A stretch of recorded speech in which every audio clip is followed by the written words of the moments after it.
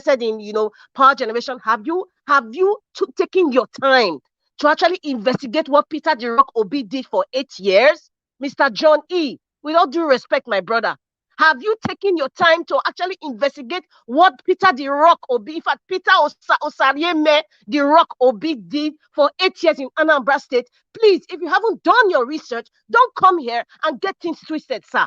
Please, sir. Rita, when was the last time you went to Anambra State? Don't ask me that. I told you one of my best friends is from Anambra State. I have repeated it here. I've been to Oka. I've been to Orifite. I've even been to Nkpo. That very, very, very deep forest. So don't. I know what I'm talking about. I served in Abia State. That's where I served. So don't start asking me questions here. If you haven't done your research, please, don't come here and get things twisted for people, sir. Please. I'm sorry if I sound I'm disrespecting you by raising my voice, but I don't mean to disrespect you. But I am just so passionate about fixing Nigeria and speaking positive to the campaign of Peter the Rock Obi. So you can't come and say he's destined to fail. Peter Obi is not destined to fail, please, sir. He's not. Please don't make such statements here. We don't need any negativity, sir, in our campaign. Don't make such statements and stop referring to Nigeria as Africa, because you Americans always do that. Nigeria is just a country in a continent called Africa, sir. I'm going back to the main topic. Thank you, Kachi. I'm sorry, everybody. I just had to put it out there. I just had to put it out there. And there's one thing, Mr. John, you said, if you go to John, did you really, you need to do a lot of research. Thank God for the internet. Thank God for YouTube. There's a lot of people who were there live at the Just campaign. Have you ever been to Just, Mr. John? I have family members that were living in Just for over 50 years. Have you been to Just? Do you know how the Just is like? Have you been there? Are you watching different videos? Please take time to watch different videos before you come on Nigeria Watch and be saying things that are incomprehensive. Please, sir, I am urging you, because at this moment in time, we do not need any soft pedaling. We need people to say the facts, face the facts, and not just bash somebody like Soludo. Please, sir. There are forces behind Agbado, and those are the elites. Those are the people who have 200 private jets worth millions of dollars. Those are the people, because they know that they're going to use poverty to weaponize people, to convince people. Do you know that most of those crowds were paid? The ones that Mikano did in Edo State, do you know they were paid 3,000 naira? So when you see a lot of crowds, please don't get it twisted, sir. I don't know how acclimatized you are with the Nigerian environment, because you said you practically grew up in the US. So we that have lived there more than half of our lives now, we know what we're talking about. We know how it feels. Even if you go there to visit for 1 month or 3 months, in the course of your life, it doesn't mean that you know Nigeria. You just know just the immediate things. Go to the marketplace, stay in the village, like Charlie Boy stayed in the village for years. Stay in the village and you understand the spirit of the people. Rita, please don't come here and get things twisted, sir. Please. Yeah, if I can just say something really quickly, Rita, and I think I had to tell Machiavelli this the other day. You don't know anything about me. You don't know, like, just because I have an American, I think it's at some point it's gonna really shock. Anyway, you don't know anything about me. So just because I have an American accent doesn't mean you know more about Nigeria than me. And my dear, it is not about American accent. That is frivolous. That is not even important. But the comments that you make, sir, let me finish speaking, because I didn't interrupt you. Please don't interrupt me, sir. No, please. But you're just, I am begging you, don't interrupt me. You can speak in your second round and counteract me. Okay, I'll wait. Just finish what you say, then I'd love to just talk to you back, because you're unnecessary. Rita, please go ahead. Mr. John, please hold on. Let her finish her submission. Thank you. Okay, please. I think I've wasted too much time. The people who are obedient, they know the truth and they know the facts. So I don't think I even need to expel more energy on counteracting Mr. John E., who is quite ignorant about the scheme of things in Nigeria and what the Peter Obi campaign is all about. I'm going to go straight to the point. You see, when a system, this is Professor Soludo, and the likes of Festus Keyamo, is a product of nepotism. It's a product of tribalism. I was reading an article about 2 days ago. I think my sister Finest, Irene Finest, I think I forwarded it to her. And there was this man from Ohaneze Indigbo. I can't remember his name for now. He was talking about how Professor Soludo got his professorship. He was talking about how his thesis was read and how the Indian community supported him and even made it seem like, okay, please let them approve him to be a professor, up to the stage where convincing Obasanjo, to even making the CBN governor. So he said he's an ungrateful idiot. I'm sorry, Nigeria, what? He's an ungrateful Soludo. You understand? So this man, I call him a cockerel. Charles Soludo, I can't even call him professor. Charles Soludo is a cockerel trying to wear the cloak, desperately trying to wear the cloak of a peacock.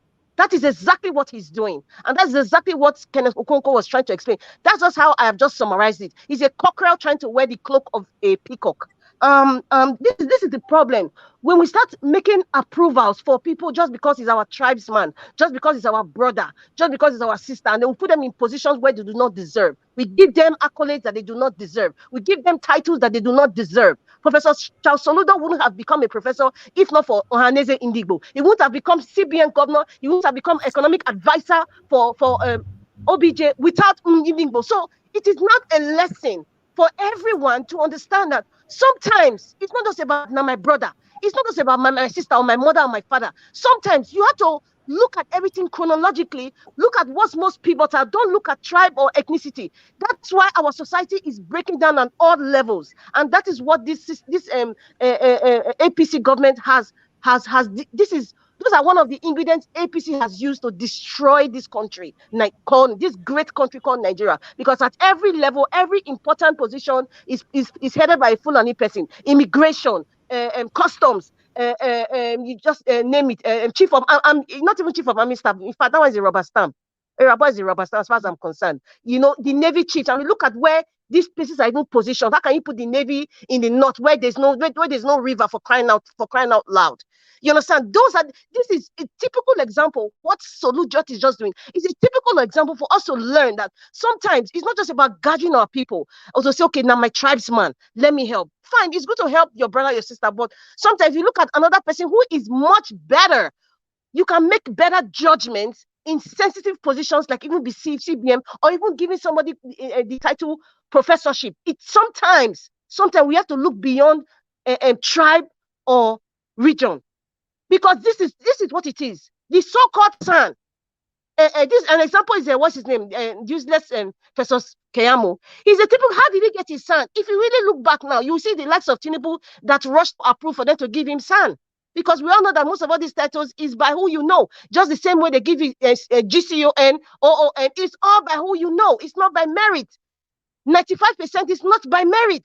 So this is why we are seeing a someone like Soludo who has no character. There's no sense of wisdom or even substance at all. You might have an intellectual capacity to write letters, but if you don't have any character or some sense of no substance, you are empty. That's why this election shows that a lot of them are empty. They just hold titles, excellency like Edo State Governor, a professor like Soludo, a son like Professor Skeamo, Shomole, excellency. They are all empty. Most of them, they cannot even write a simple article than most of us in this panel. They are empty. They just use titles. They are nothing. Completely zero, zilch, nothing. And that's why we're in this pain. Nothing is working because we have empty people. We have mad people taking over the asylum. Mad people.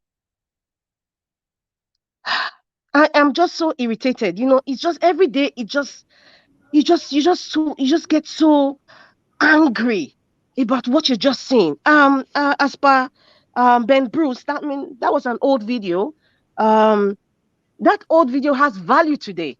It has value. And the same thing, Peter the Rock Obi, Peter Osarieme, the Rock Obi, what he did when he was governor for 8 years has value today. Mr. Johnny, all his investments have value today. And they speak for themselves. The man cannot blow his trumpet. The people of Anambra, who till date are still talking about this man. Ohaneze Indigbo. I was even reading yesterday. They are actually taking Soludo's name to the deities in Igbo land. Because you cannot have an ungrateful person like Soludo coming to talk rubbish without facts, without substance, and trying to confuse people just because you are a Funali ass liquor. Agbado, listening to that man, he actually cringes me when I listen to him. It just shows that the man is losing his mind. If you call PD, APC, you're already formulating a party. It just shows his confusion. It just shows, like I said, when this campaign started, I said the spirit of the Tower of Babel in the Bible. Please go and read the story. The spirit of the Tower of Babel in the Holy Bible is what will befall on APC and PDP. Confusion, distortion, mistakes. We need to expunge these people, obliterate them from the system of government. Because I know and I believe that when Peter the Rock Obi comes, if you listen to everything that man has been saying over time, what he's been saying is restructuring, but he's saying it in a very subtle way. When he talk about farming in different parts of Nigeria, the exports, the dividends and the investments, then he's not talking about you don't need to come to Abuja. That is a kind of restructuring, is a kind of way of saying, I'm going to restructure Nigeria. He's talking about changing the system, but some people just don't get it.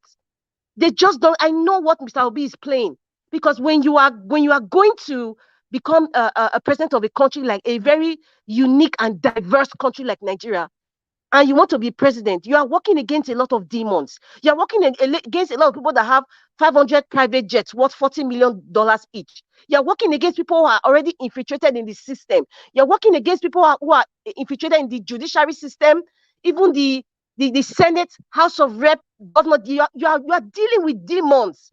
So there's a way you replace your there's a way you replace the way you campaign. It will be in tune with, I'm letting the people understand where I'm going to, but I am not going to really say everything now because it might work against me. And I think he's doing very well. I think Peter the Rock Obi is doing very well. We as a people, the obedience, we as a people, those who just, in fact, you don't need to love Peter Obi, because I don't mix love and politics. They don't mix together at all. It's like water and oil. They cannot mix. People who love Nigeria, Mr. John E., love Nigeria as a country first, not loving, I'm from a tribe that is monolith, like you put it in your word. We're just, the Biafran people. No, Biafrans themselves, most of them, if they don't love themselves, they cannot even, that Biafra cannot be actualized. The separatist thing that I'm talking to Mr. John Ina, it cannot be, because a lot of them don't even love themselves. Look at Charles Soludo, your brother from your own state, and you know very well. You have Twitter, we have internet, we have places where Soludo just has spoken in favor and an agreement with what the administration of Peter the Rock Obi, and then he's not coming out again. So this kind of rhetoric, this kind of twisted mindlessness, it comes from people who are greedy, people who just want to be in the forefront, people who just want to suddenly become the peacock that everybody admires. How do you think this kind of behavior will not happen in this so-called Biafra or separatist movement we're talking about? It will definitely happen. There's always a Judas in every tribe. There's always a separatist person. There's always a person who is more selfish than the other. So as per Kenneth Okonkwo, I mean, he was just spot on, man. He was just spot on. There's no time to subpoena anyone. There's no time at all. Now, that's why I'm speaking the way I'm speaking. There's no time. And I really love Kenneth Okonkwo. I respect that man for what he's doing, because he's standing for the truth. He was in APC. He left it because, you know what? I'm standing for the truth. And the truth shall set us free. Let us start speaking the truth and stop being divisive. And as for Sheon, lastly, the media in Nigeria, these are part of the cabals. The owners, they're part of the elites. They're part of people that own all these private jets. These people, Sheon of Channels TV, I don't think he's doing a good job in actually asking the right questions. Sometimes I just say the role of the media, they're part of this rot in the system, because when it comes to, talking to this elite or political leader, they become so subservient to them. They cannot ask the right question. They cannot ask daring questions.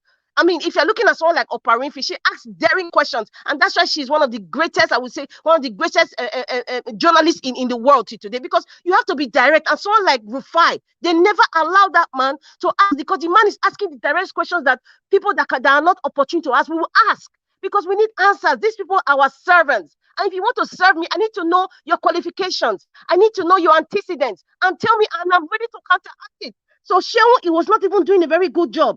Seriously speaking, as far as I'm concerned, Channel TV, they're not doing a very good job. And another thing too, I would say, lastly, just like what Rufai said, When someone like Soludo comes and just say the investment he did is worth nothing, you cannot just come out and say things without facts, for Christ's sake. If he says without is worth nothing, tell us, okay, what he invested in the brewery, it was 50 naira at that time, now per share, but now it's like 2 naira per share. So that's what I'm saying. But hello, it's just the same thing as petroleum. As at the time Jonathan was president, what was the price of crude oil per gallon? What of the price of crude oil then and now? It's changed. Even with the Russia and Ukraine war, if you're really following it, the oil value is fluctuating because of the policies they're paying with Saudi Arabia, US, and Russia. It's a fluctuation. And that's what Mr. John E. said. That's why I say sometimes you contradict yourself. It's a business is a risk, and things fluctuate as it goes. But when you come out and just blot out something that is stupid, that has no substance, it's like, okay, what are you saying? Okay, tomorrow now, by next year, this investment Peter Obi did that was worth 15 naira then, possibly next year maybe worth 100 naira. So what do people like John E. and that Soludo say now? Will he say the investment is worthless? Let me stop here. Let me know over talk. Thank you. Thank you very much, Madam Rita. Your outburst is, well, sometimes we get that way, especially when things doesn't sit right with us. First of all, Mr. John, as always, he has never believed in one Nigeria, and he has never hidden it from this show, from this panel, from this platform. So coming out to say that Mr. Peter Obi is destined to fail, that is his personal opinion. He's saying it because he has never believed in one Nigeria. He has never believed in Peter Obi. He has never believed in what. Yes, that is the truth. He have never believed in him because I understand you said yes. You will speak. You will speak. You will speak. The reason why I am coming out to do this is because we have people watching us. We do not want to sell that sort of narrative to people. People come on this platform to learn. People come here because Peter Obi has given us hope again. A lot of uninterested people in Nigerian politics have become very much interested. Like I've always said, I, for one, have never, ever been interested in Nigerian politics up until now, until the emergence of Peter Obi. So please, even if there's a certain thing, a particular group, or you're clamoring for, you cannot do it under this type of administration we have. These guys don't listen to us. They don't care about the common man out there. They don't care about us. So we cannot do it under this particular administration. We need a leader that listens. We need somebody that we can put there. Somebody that understands the pain of the common man. Somebody that has empathy. Somebody that, we will talk and he will listen to us. That is when we can now say, okay, this ethnic group, this ethnic group, have a representative. Let's sit on a round table and talk this through. That is what I believe in. But doing it this way, with this current administration we have, we are not going to go anywhere. By doing it under these people, no. We're not going to go anywhere by doing it under these people. You can see how powerful they are. You can see the kind of things that they've done to people who have come out boldly to speak out. So please, guys, Peter Obi is the man that will listen to us. He's the man that has the interest of the common man at heart. He is the one. Peter Obi is that one that we will talk to about our worries, about our fears, about our interests, and he will listen to us. Then we can sit on a round table and talk properly, like the way it should be. Not be master and slave relationship we will do again by that time. So please, Mr. John, I understand that's your opinion, but please just construct what you say carefully because people are listening. Yeah, Kachi. So I can speak for myself. I thank God that I've been given a mind to express myself, so I can speak for myself. And what I'm going to say is going to show how you twisted what I said into another narrative. I'm going to say it very clearly so everyone understands it. But before I do that, I want to just address one thing that Rita said, and one thing that I believe Machiavelli also said the last time he was here, and that is trying to create a sense of, to paint a picture of someone because they have, and please don't interrupt me. Just let me talk, because I think this is going to be very helpful. Paint a picture of someone simply because they have an American accent. There's an entire generation of people who were born abroad. In fact, Rita, I don't even believe you're living in Nigeria. Maybe you'll have children one day. Maybe you have children. Maybe you're living in the UK. Maybe you're living in France. Maybe they'll grow up speaking French. Maybe they'll grow up with a British accent. Please, let's stop being prejudiced against ourselves simply because we have different accents. You don't know You are anything. the one who No, brought no, up wait, please, please, Mr. John.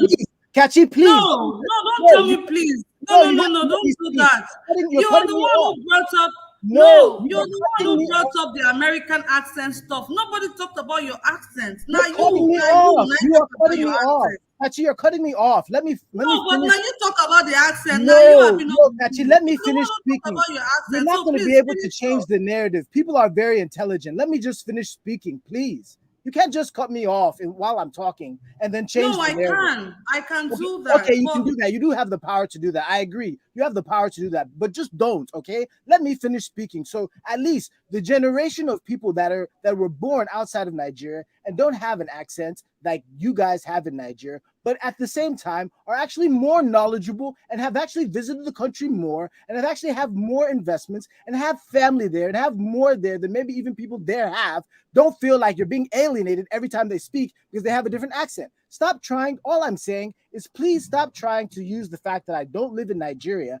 and I have an American accent to try and paint a picture of someone who doesn't know anything, because it's wrong. Rita, I can tell you categorically, I know more about Nigeria than you do. I have more investments in Nigeria than you do. I have more family in Nigeria than you do. Just because you have a Nigerian accent doesn't mean you are more African than me. So stop doing it. You're belittling people who are born outside of Nigeria. There may be people who are listening to this now who have an accent just like me, who have a UK accent, or who might even have a Chinese accent, and they're listening to it like, why are you discriminating against somebody who doesn't have an African accent? So all I'm saying is, don't use my accent to judge what I know about it. Ask me questions, and then you'll know how much I know about Nigeria. I'm going to leave that part there. On to the next thing. What I said about Peter Obi's investments. And that first thing I said is very important because you are alienating people. You don't know it, but you are. And the only reason you're doing it is to try to say this guy doesn't know something because he's an American. But you have no idea who I am and what I've done for my people in our land. You don't know. So I'm going to leave that there. But in terms of the investments that Peter Obi made, and I'll state it categorically again, investing is about risk. Now, as someone who is knowledgeable about investments, I have my own personal opinion about his investments in the brewery. I've said it multiple times.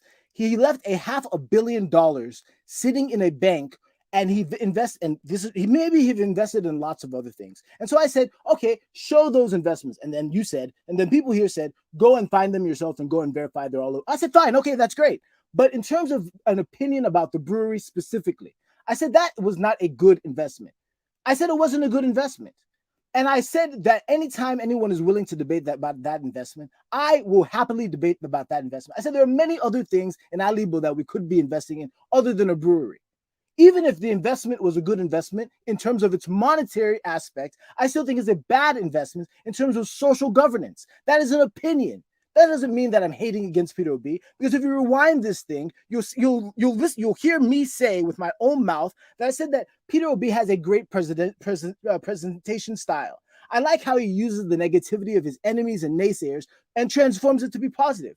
I said that I like how he's teaching the youth that are the future of Africa, that there's a different style of politics. That I like how there's room for wit. I like how there's room for humility. I said that that's a template for how for how things could be in terms of African politics.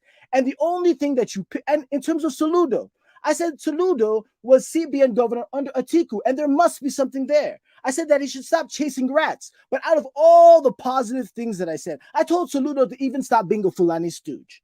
And then in terms of Tinubu, I said that look at the crowd. Whether the crowd is paid or the crowd is not paid, I said, look at the crowd. If you think the crowd is paid, that's still a character flaw in those people. And then in terms of actually Peter Obi is destined to fail, rewind it and listen. Instead of just immediately attacking somebody, listen to what I said. I said, if he's going to go under that 1999 constitution, he is destined to fail, which is an opinion that I have and I've had from the beginning. And if you refuse to understand that going to this election under the 1999 Constitution, no matter who you are, whether you're Peter Obi, Tinubu, Atiku, or Jesus Christ, It will not work. So you Okay. can typecast me and make me it seem like, oh, this guy with an American accent, and Machiavelli did it. He doesn't know anything. All You're right. living in Nigeria. Oh, you've only been to Nigeria 1 or 2. You don't know anything about me, period. You don't All know right. me from Adam. You don't know Thank anything about you. me. How Thank you, Mr. John. you can't even begin to match what I've done in my own land simply because I have an American accent. You are being Mr. prejudiced. John, forget You this excuse accent me. of a You are thing. being Forget this prejudiced. accent because leave Yes, this no. accent. Yes, forget Nobody about talked it. about your Forget about accent. it. Forget about it. Tell Nobody me to talked forget about about your it. accent. No. Now you let Excuse me talk me. about the Excuse accent. me. Rewind it. It's on tape. Rita said, "Oh, somebody who's come to Nigeria maybe 1 or 2 times. You don't even know anything about me. Nobody You should are talk about being your accent. no. It's people who are watching this are not stupid. They can simply rewind Okay. it. They can simply rewind it. All right. You cannot be prejudiced. A whole generation of people are growing outside, are being born and grow outside of Nigeria who have accents just like me. Why are you always being prejudiced against them? Mr. Joe, nobody talked about your accent. Okay, go back and go Nobody back. talked about Forget your the accent. accent. It's using American accent. it's using the fact that Nobody I live talked in about America. your accent, Rico. Nobody talked about your accent, Mr. John. You made it all about your Okay, accent. okay. Probably that was how you understood it, American. but she didn't talk about your accent. Okay, maybe okay, You know, fine. Using the fact that I'm an you American. asked her a question. You asked her a Okay, question Rita, when when's the last last time you you went to asked her Anambra? a question if she has visited Anambra State. Yes, and she said, You "Oh, she has a started friend in Anambra State." You My wife is started from it by Anambra asking State. her a Is your friend from question, Anambra and State? she answered you. And she answered you. She Okay, your friend answered from you that she Anambra has State. been You to live in Anambra Abia State, she State. served Now, there, and all of that. now you know And everything. then, Mr. John, you know what? It's fine. Please, let's not debate on this so much. You started by asking her a question, which she answered you. But anyways, your opinion, like I said, is your opinion. That is what you think. That Yeah, is so what don't you do. insult me for my having my own. So okay, that's your opinion. As I've said before, that's what you think and that's what you feel. But people are watching us. We do not want to dash anybody's hopes right now. We cannot effect that change we're looking for with the current administration, people who do not listen and who do not care about us. So I really feel getting the right person right there first is a first step to, achieving any other thing that we all are clamoring for. To get the right person there first. That is what we are doing here. We want to make sure we get the person there, and the person we believe can affect that change is Peter Obi, and that is what we are doing on this platform. The current people right now, they do not care about us. If we like, make we talk from now to tomorrow. If they enter here, come up for the other part. So we need a person, a man that cares about the common man out there. That is the person we want, and it is Peter Obi. Thank you once again, people. Thank you for your contribution so far. Like we always say, we're all here to learn. Your opinions are welcome. People are listening. People are learning. Thank you very much, Anthony Ola. Thank you very much for the super chat right there. Thank you so much. God bless you. We appreciate every one of you for your continuous love and support to Niger Watch. I mean, you guys could have chosen to be anywhere, especially Mr. John. You could have chosen to go to any other platform, but you decided to stick with us. And for that, we say a very big thank you to every one of you. God bless you. Please, let's continue to like and share the broadcast so more people can know that we are here. Let's move straight to the next panelist we have here for today, and that will be Yes Corner. Please, you have the Hello, floor. Thank you. hello. Good morning, everyone. Greetings wherever you are. Greetings to my co-panelists and everyone in the comment section. Mr. Elvis Kachi, aka Tomato Joss. Greetings, greetings, greetings. Thank you for doing this with us again today, for bringing this back to us today. So I just want to say thank you very much, Rita, for bringing it, because I was boiling on my own. I'm very happy you took every single word right out of my mouth. And I just want to put it out there. John E., nobody cares about your accent. Accent no help anybody pay no bills wherever we did. We have Nigerians that are born everywhere in the world with their own accent. So please, do not make it about your accent. Okay? You've always consistently believed in your Biafra. There's no problem. My own problem is you keep showing up here every day. Or you will start with the positive and then you will slide in with the negative. No, we can't be doing that. We have 100 days remaining to carry this thing home. We need to make sure that Peter the Rock, Eromosele in my language, wins this election with a landslide. It would have been wonderful if you come here every day. You were the first person on here, right? And you say, you know what? Yes, even though I'm from Biafra and that's what I want, have that in mind and help us win this election. It go sweet my belly, but not be so. You go come here every day. You go there, you will talk positive, then you go come slide in your negative. Big no, my brother, uncle. I beg. Now win, we want win. And when you they use a narrative like he's destined to fail, I be I take talk and Bemona correct me if I talk and wrong. You they aggravate people's spirit. Do you know what that single sentence does to a lot of Nigerians that are full of hope right now? The fact that you just talk that thing, do you know how many people hopes you don't dash just by saying that? I beg you, Nigerians, we don't too suffer. Some of us, when we grew up for home, we know the kind of suffer when we suffer. Nigeria happened to my own father. So I beg you, when they use that kind of comment, you don't know where they hit people. Sometimes they say, may you use needle prick yourself. May you see where that blood go come out.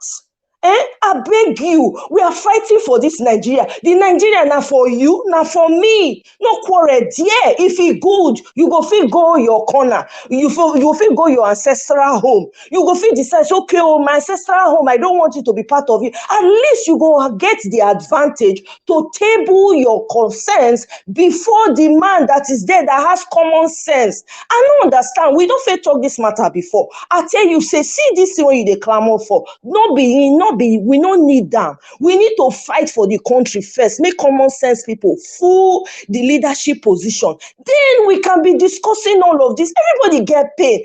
Every tribe for Nigeria get agitation. You don't know. You not let your own. You don't know other people. Oh no. So I beg my brother, we love you for here, not be quarrel, not be fight.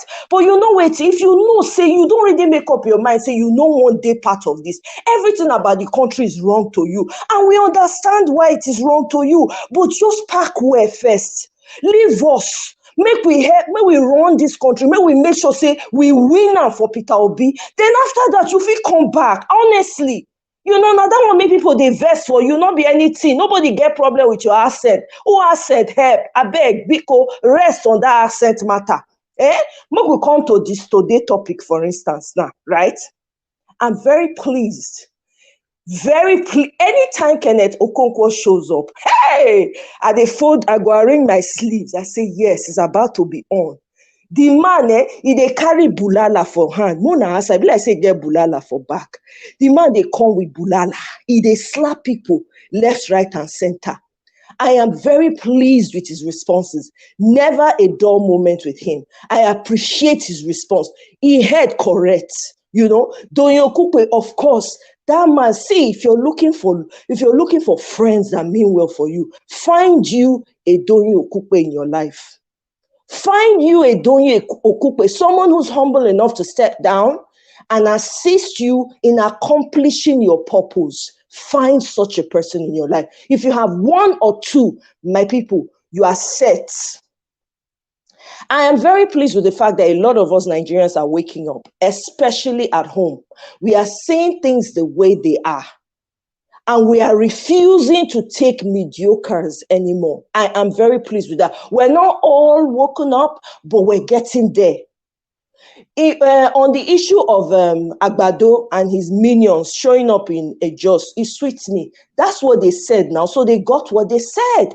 They said if they've not achieved anything in 2 years, in fact, they waited too long. 8 years after, almost 8 years. They don't suppose stone them with fire and brimstone after 2 years, not be now, but I was glad to see it. Matter of fact, I heard somebody slumped. Actually, his name is Olawale. I don't know the last name. Somebody slumped and died during that rally. One of his supporters that came with him, I'm very happy with everything that is going on right now. And I think I already made my intentions known about the way Peter Obi responded to his brother, Soludo, as they say, right? I'm very pleased. It shows a man with common sense, wisdom, and humility. Powerful combination. You can never bring such a person down. 1 million of men cannot bring such a person down. People should be learning from Peter Obi. That's how it is. That's how it ought to be. I'm very happy with the progress we are making, but I want us to focus on winning this election for Peter the Rock Obi. That's all I care about. So anybody that comes in with anything contrary, we're going to take you down. Nothing personal, but it's just a fact. We're going to go in because we need this win. There are literally kids that are being born right now, are being born to a situation of no hope, destitution. Some of them don't even know where their next meal is coming from. Some of us are privileged. We live in places where you can easily get food. Some of these people don't. For that person in the corner that has no hope, nobody to call out to when they need the help, that's the people we're fighting for. So this fight, I beg you, let's stay focused on the goal. Let's ensure, what can we do? What do we need to be doing right now? We have 100 days left. What structures? How do we go about bringing in more people and voting so that we ensure a landslide? INEC, are we discovering new things? What's going on? We need to stay consistent with INEC because we want to win this, and we need to be intentional about our actions right now. There's no time for shenanigans. There's none. We don't have it anymore. We need to be focused, bulletproof. Every distraction needs to be shut down. We need 100% focus to ensure we get that win. That's all I care about. So please, how do we get this win? What's going on with INEC as of today? We hear what happened yesterday. What about today? So that's all I'm going to say there, and I'm going to yield. Thank you very much. All right, thank you so much, Omoyes Kona, for practically re-echoing what I just said before. I also want to say a very big thank you to Mr. Alexander Gomez for the super chat. Thank you so much. Please, we need somebody that has common sense there first before we can all start, talking. On a round table, everybody go get representative, come out and speak. Right now, like I've said before, these people where they don't care about us. So if we like, maybe we rant from now to tomorrow. They don't care. We should be focusing our energy on voting all of them out and putting the right people in power so they can listen to us, hear our plea, hear our cries, and do what is needed of them to do. Thank you all very much, and God bless you. Please do not forget to like and share this broadcast if you are yet to do so. I can see the finest of all right there, Ari Finest. Thank you so much for joining us today. Ja is good. I see you. June Obaseki, Jeku Obedience. Thank you all so much for joining us today. I appreciate every one of you. Like and share, my people. Now, God, now will continue to the blessing now. Let's move straight to the next person we have here, and that will be Mario Gino. Mr. Mario, please talk to us. Thank you. Yeah, good evening, Kachi. Good evening to all the panelists and everybody on the comment section. I just want to address one issue here. First, Nigeria Watch, I know you are a kind man. You are lenient with everybody. You try to be fair. Although the first, what made me to join your channel is because you dedicate this channel to Obi. You said several times. And politics is a business. We are here selling Obi product. Obi is a product. We are selling to people of Nigeria. I can't be in my shop selling product and you are there. Maybe you are there. You want to shut my shop down. You can't. I will fight you with all power. We can't be here trying to sell Obi to people. And somebody else will be here countering us. No, it's not allowed. Because we are here for business. Maybe today we want to sell Obi to 250 Nigerians. Because of those people, we may lose 100. God forbid. But we don't need to pamper anybody, as my brother Alex said this afternoon. Right now, we have used all strategies. We have tried to follow justice. We have used all style. The only style we have not used right now is to take the bull by the horn. No need to pamper anybody. If you are not for Obi, don't come here, please. I hate distraction. Let me go to the topic of the day. Obi is a politician that is very rare to find. Obi is not even a politician. Calling Obi is a politician is like an insult. Obi is a statesman. Very rare to find. Anywhere in the world, not only in Africa. Look at the way he responds to Soludo in a very matured way. Soludo, you are a professor. Thank God right now you are the governor of Anambra State. Use your professor knowledge to change Anambra State. Continue from where I stopped. Don't be there countering me. Said investment worth to nothing. Like Rufus said, did he leave anything at all? Yes. What about those that left debt? Predecessor that left debt behind. What will you say about them? I hate people that have been jealous. Anybody that has been Soludo advisor, that person is not doing good at all. Maybe he have an ambition to be president in future, but not this way, right? In this way, he's killing his career. He cannot achieve it this way. And for Tinubu, I know they are pushing that man. The man is tired. If you look at Tinubu, Tinubu is tired. They are just forcing that man for nothing. How can you be saying PDAPC? That man is old. You should go and rest. They should leave that man alone.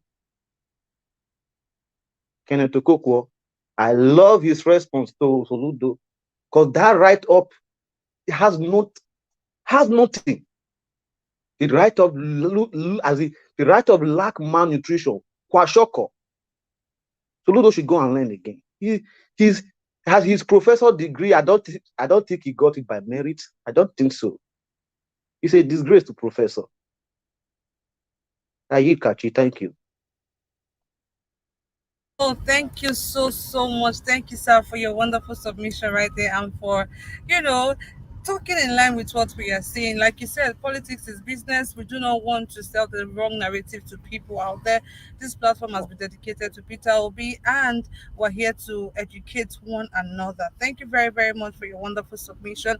I also want to say a big thank you to Trump, aka Mr. Pansat, for the super chats right there. God bless you for your continuous love and support to Nigeria Watch. We do not take it for granted. And I want to say a very big thank you to Mr. Chris Nwogo right there for the super chat. Una too much, my people, for this continuous love. Una no know what to una do for us. Now God now go continue to bless una. Please endeavor to like and share our broadcast if you are yet to do so. Continue to support us by using the $sign to the right of the comment section. Thank you all so much and God bless you. Now let's quickly move straight to the next person we have here for today, and that will be Tunanja. Mr. Tunanja, please, you have the floor. Thank you. Tunanja, are you there, please? Okay, I guess Mr. Tunanja is not available right now, so we have to move straight to Mr. Aruna Goro. Mr. Aruna, please, you have the floor. Please speak to us.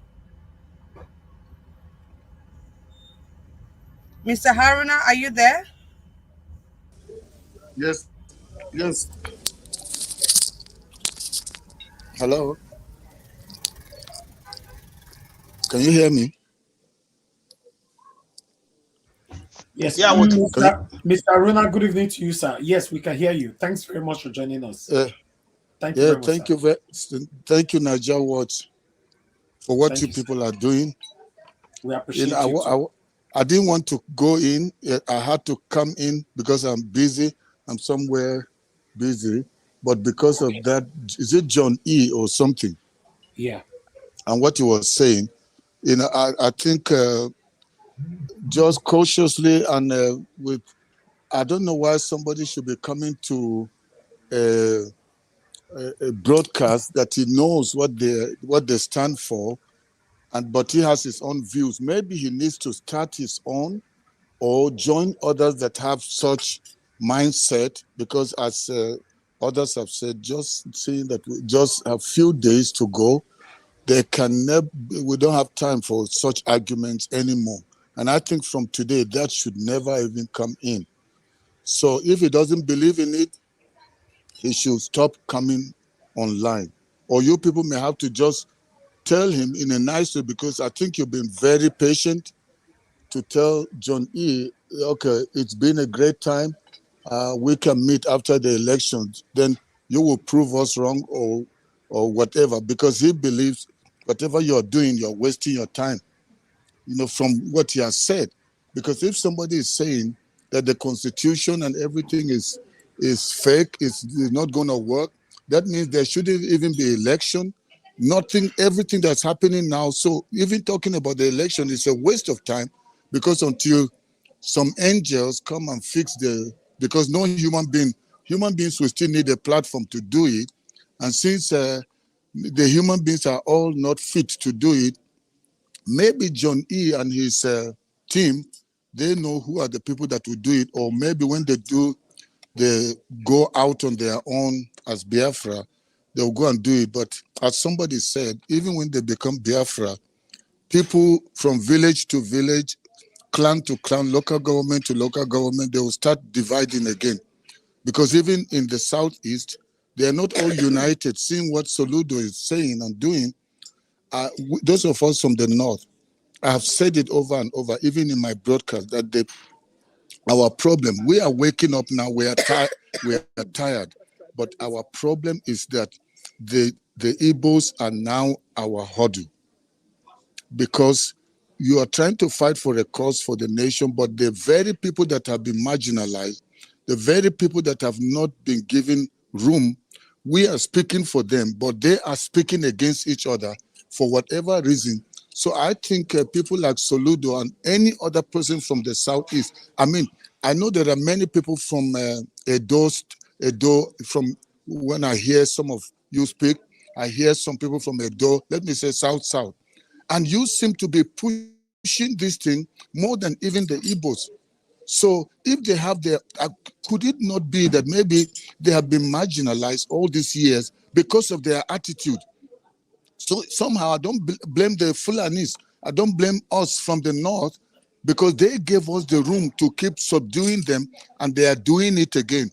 But I want to say to you, it is now too late.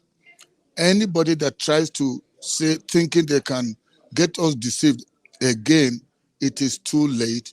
The OB factor that people thought, oh, our problem is the North, our problem is the North. That's why people like us, God had to raise us to start speaking. And voices like mine are increasing. And now even somebody like Aisha coming in, I have been on Aisha to get involved. It took long for Aisha to agree. Aisha has never been in politics. She's just been a person that stands to be like a person that checks what they are doing and like an activist. But for the first time, Whistleblower.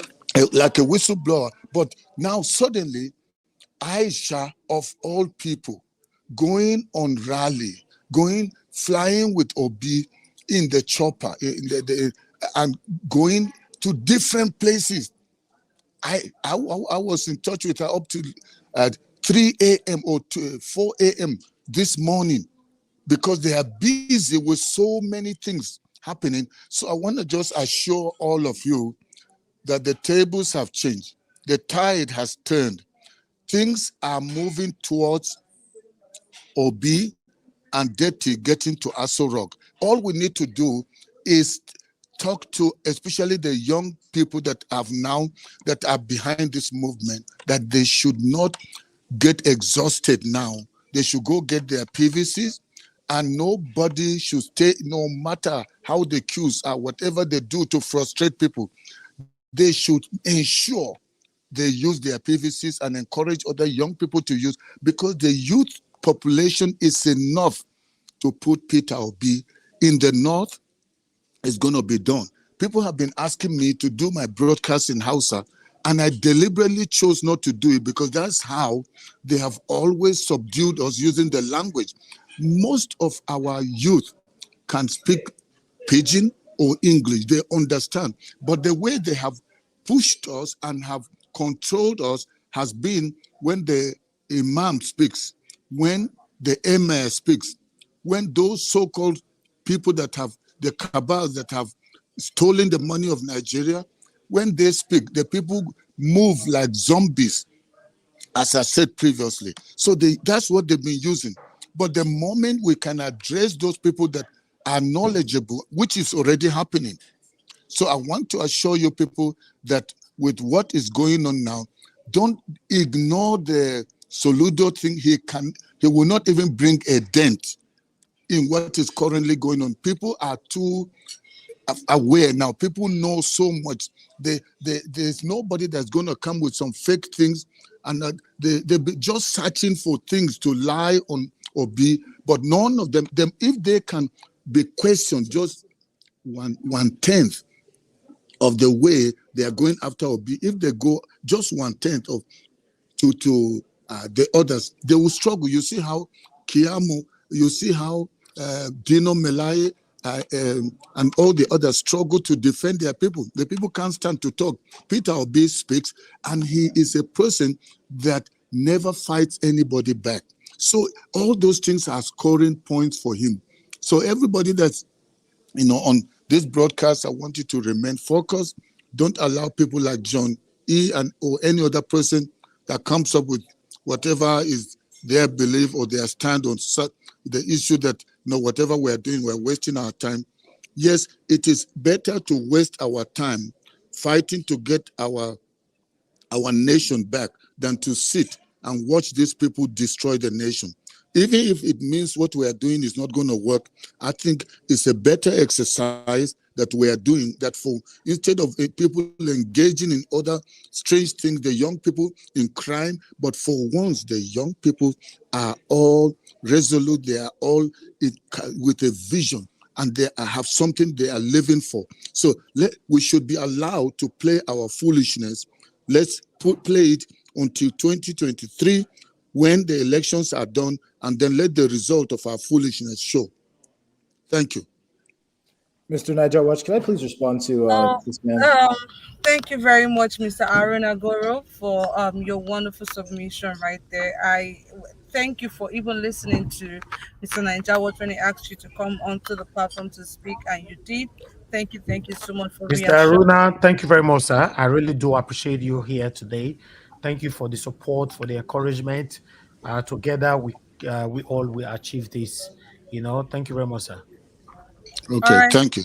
Yes, can I please respond to him since he Thank you mentioned very my name much. specifically? Okay, Mr. John, please be quick. Yes, I will. Mr. Haruna from the North, thank you very much for your words. I guess they're appreciated. Now, one thing you said there really stuck out to me, but I'll let the viewers and Debo go back and listen to it. But I'll remind you, because it seems that math may be a challenge. Igbos are over 60 million people.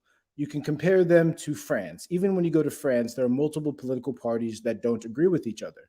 So when you say that Igbos are marginalizing themselves or they're their own problem, that just shows a high degree of ignorance about the size of the Igbo nation, 60 million people. You can go to France or Germany, or these are comparable sizes in terms of population. They have many different political parties that don't agree with each other. And then in terms of why I come here every single day, because I have an opinion. Now, if my opinion doesn't agree with your opinion, yeah, you can say Mr. Niger Watch can excommunicate me and don't have any dissenting opinions, or you don't have anyone who has an opinion that's different from the mainstream. That's only going to hurt your democracy that you're looking to achieve, if that's what you're actually looking to achieve. And I would again remind you, if you go back and you listen to what I said, I never said anything about Biafra. I think the first person to say something about Biafra was either Rita or Kachi in this whole thing. What I said, which again stands to be disputed, was I questioned if Peter Obi's investment in a brewery was the best one. And I also said that it's going to be, when I questioned whether or not he was going to be able to win the election, when I said that I forget the exact terminology, no chance, or however you want to put it, I put that premise on the fact that the 1999 Constitution was the foundation of Nigeria. And then Kachi even made my point even stronger by saying, no, we need to wait because this government doesn't listen to us.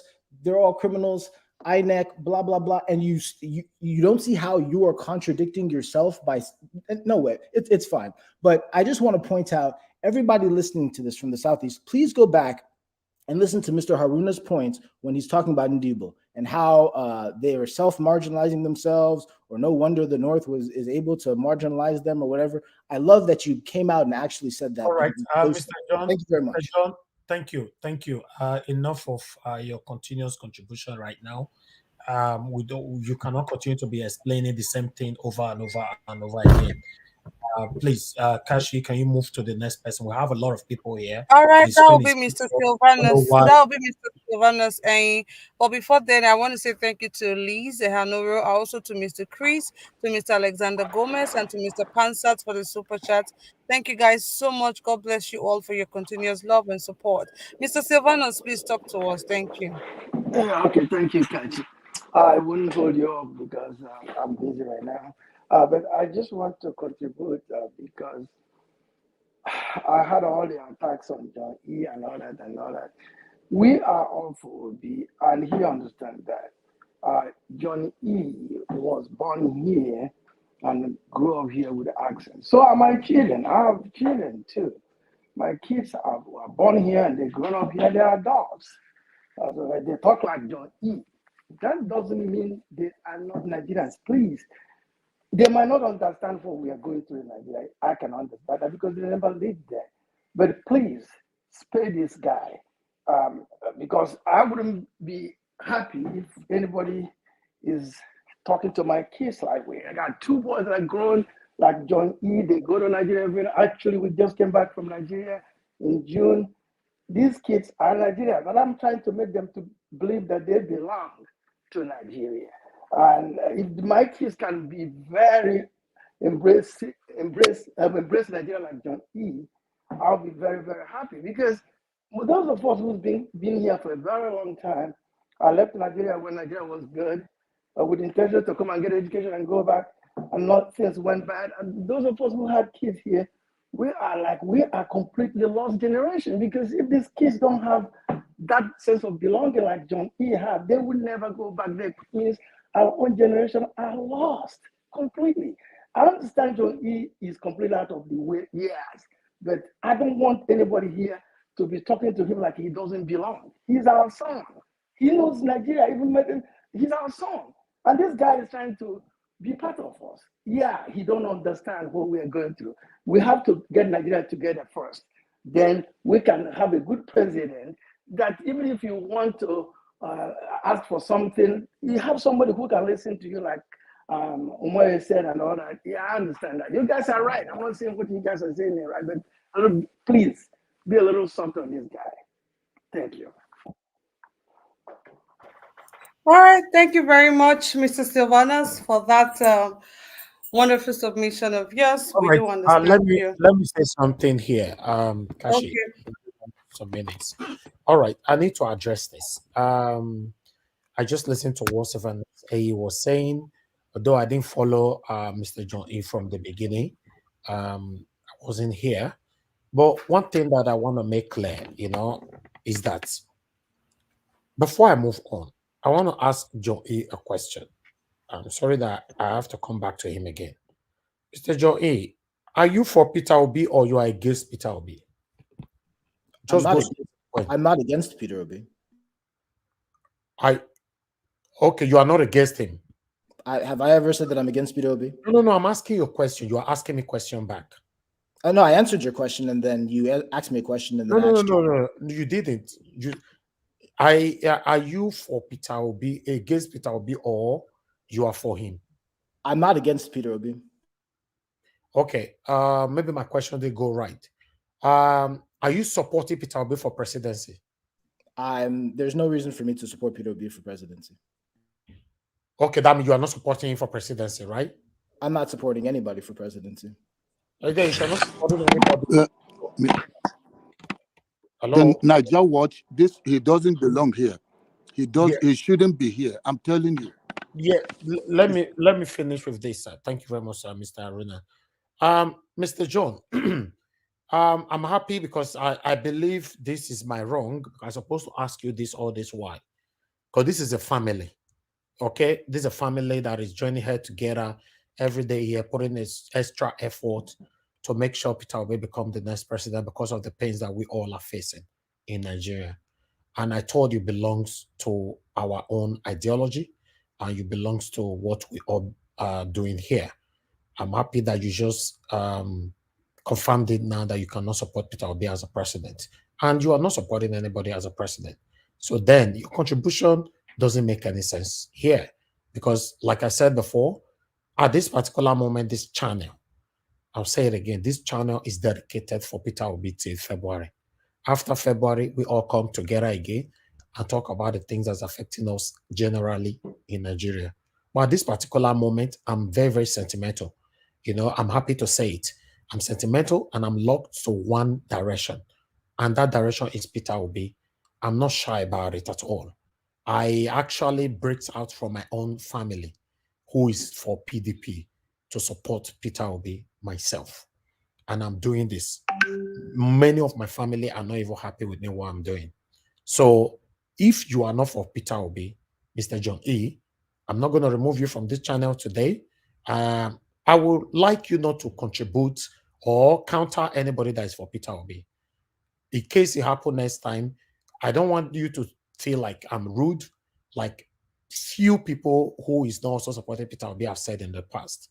You know, I don't know why anybody should label me as rude, because I put it there. It's obvious that this channel is for Peter Obi. And you can see, if you raise your head up, look at the screen, you can see what we wrote there, and it's there on all our broadcasts. Peter Obi for president 2023, Peter Obi for president for 2023. It's right there. So if you are coming here to counter what we are saying, that will be unacceptable. I cannot accept that. And I'm not happy to remove anybody from here. I've said it over and over again, except the person portray an attitude which is very, very rude. Then you'll be removed, you know. But you cannot be here if you're not supporting Peter Obi. At this particular moment, it's like a society. This is a meeting. This is where we make our meeting, how to deliver our principle. We don't need anybody to come here to counter us. That's not what we want. We are not fighting for primary. Peter Obi is a candidate, and that's the only option we have. We don't have any other option. Please, and for anybody here, in case Mr. John back here next time, nobody should ever refer to his accent again. We are not interested. Any kind of accent that is demonstrated here on this channel. We are here for one goal, one objective, and we should focus on that. And Mr. John, please, please, please, please, for the last time, I have so much respect for you. I wouldn't want to remove you now, but next time you counter anybody that is putting everything possible to deliver my principal, Mr. Peter Obi, you are going to be removed. That's it. That's how it works here. I'm sorry. A lot of people have countered me. In case you don't know, I don't want to be told. I lost a lot of subscribers because I chose my channel for Peter Obi.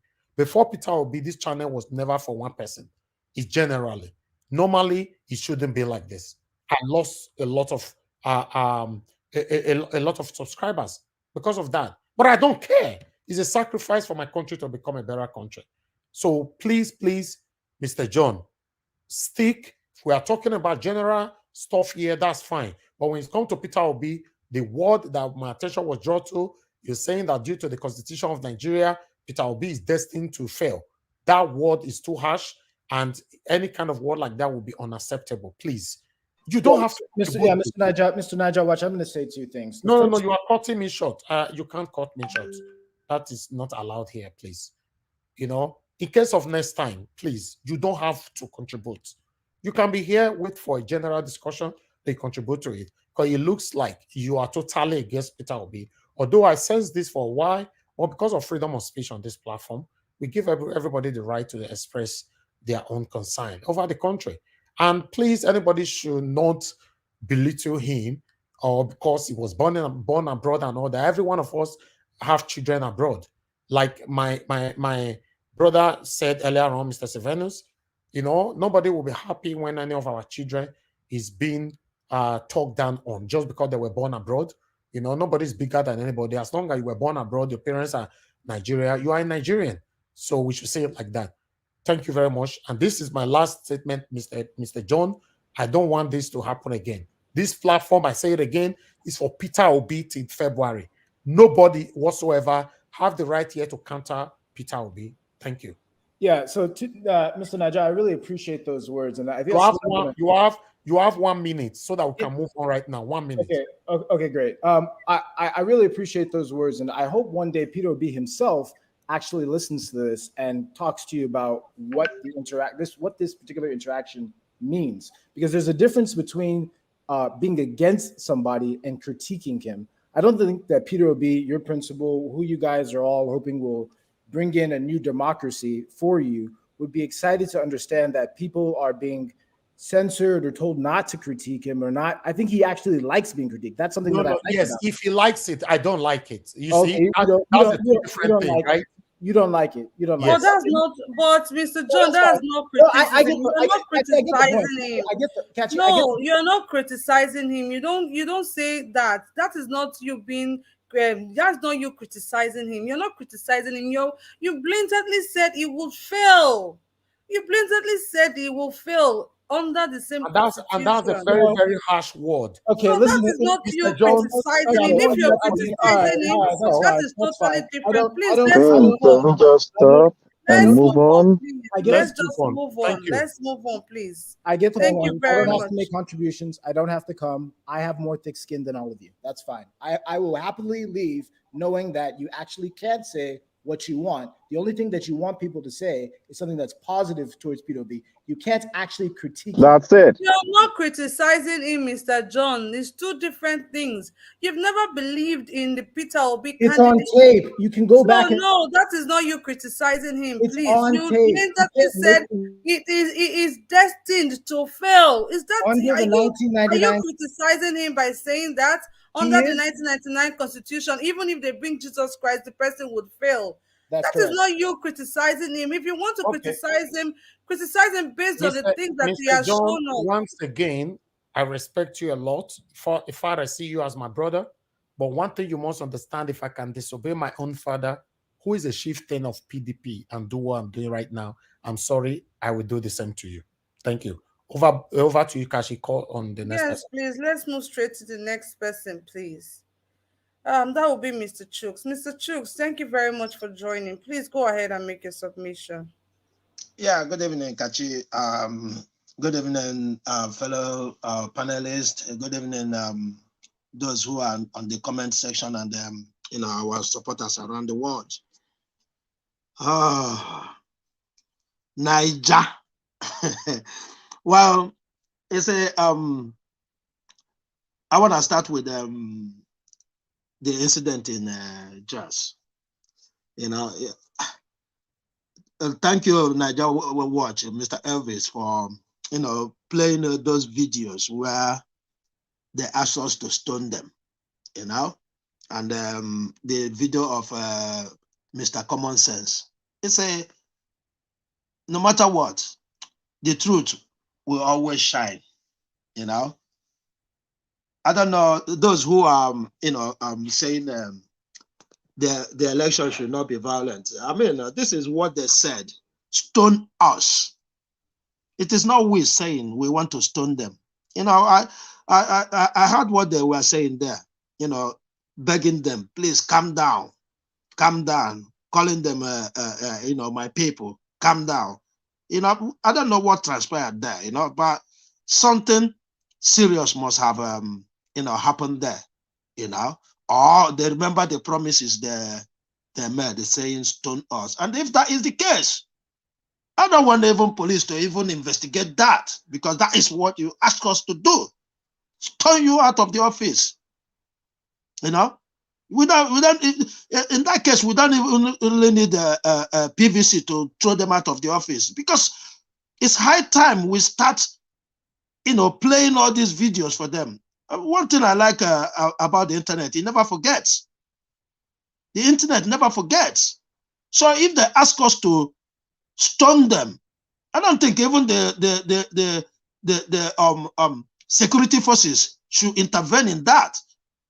And that's why he was actually begging the securities not to, harm anybody, telling them to calm down, like Mr. Niger was making fun of that. Yeah, he was actually telling them, please,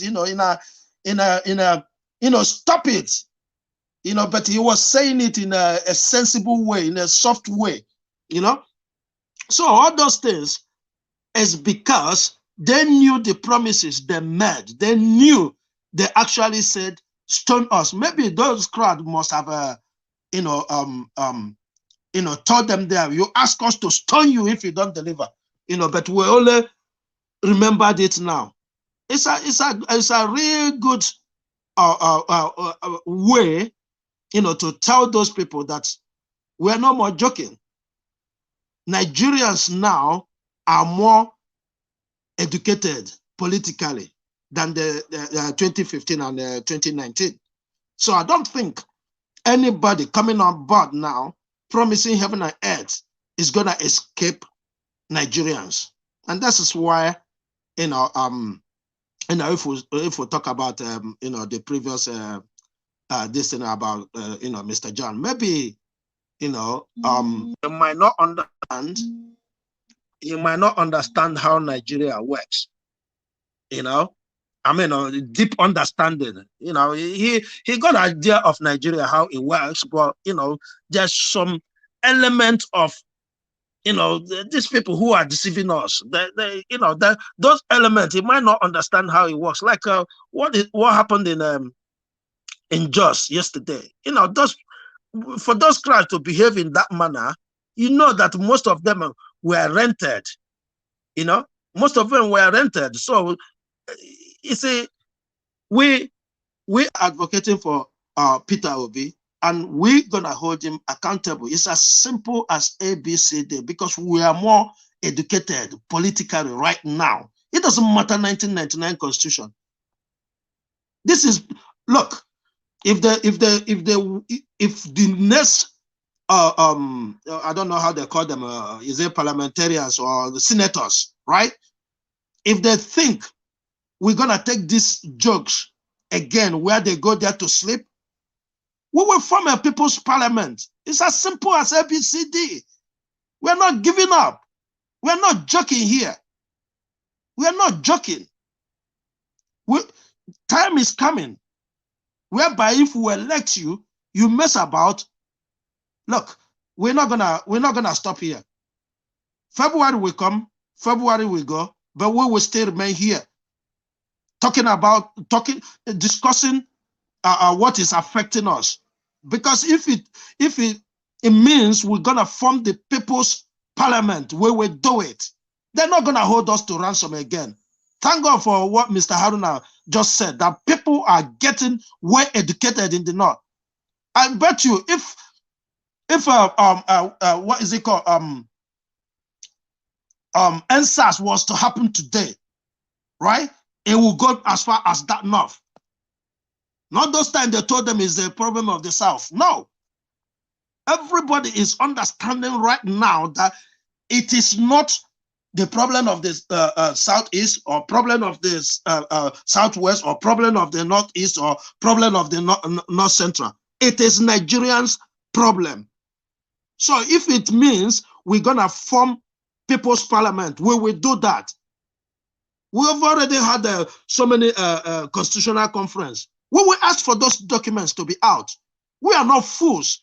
Those documents was done with our money, or else they'll give us back the money.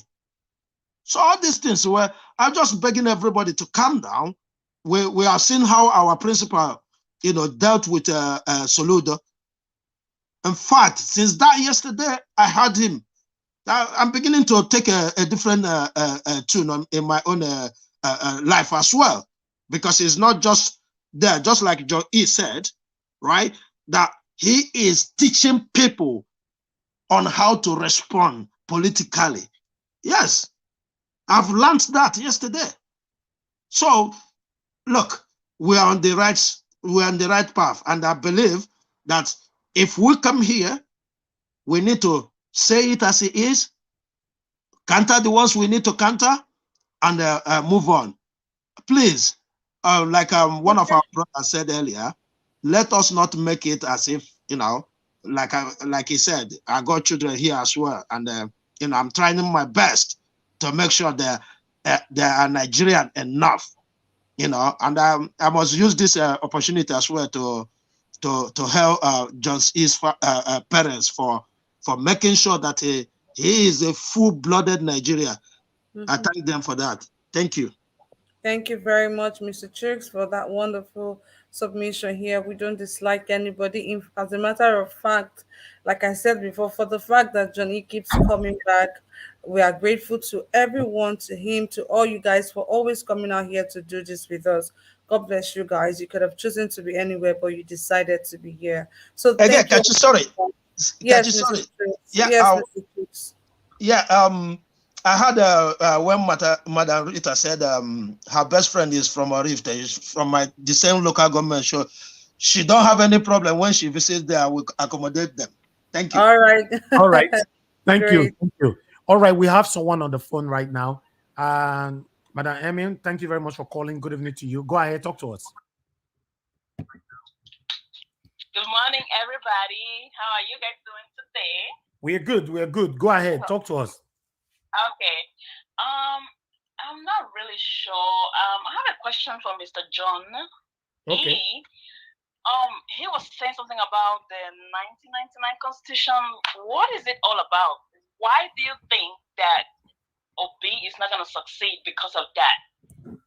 Okay. Is there something special about that Constitution you think is not going to succeed? For me, before we move to John A, a lot of people believe that the 1999 Constitution is fraudulent. And I'm one of the people who believe on that, So that Constitution needs to be changed.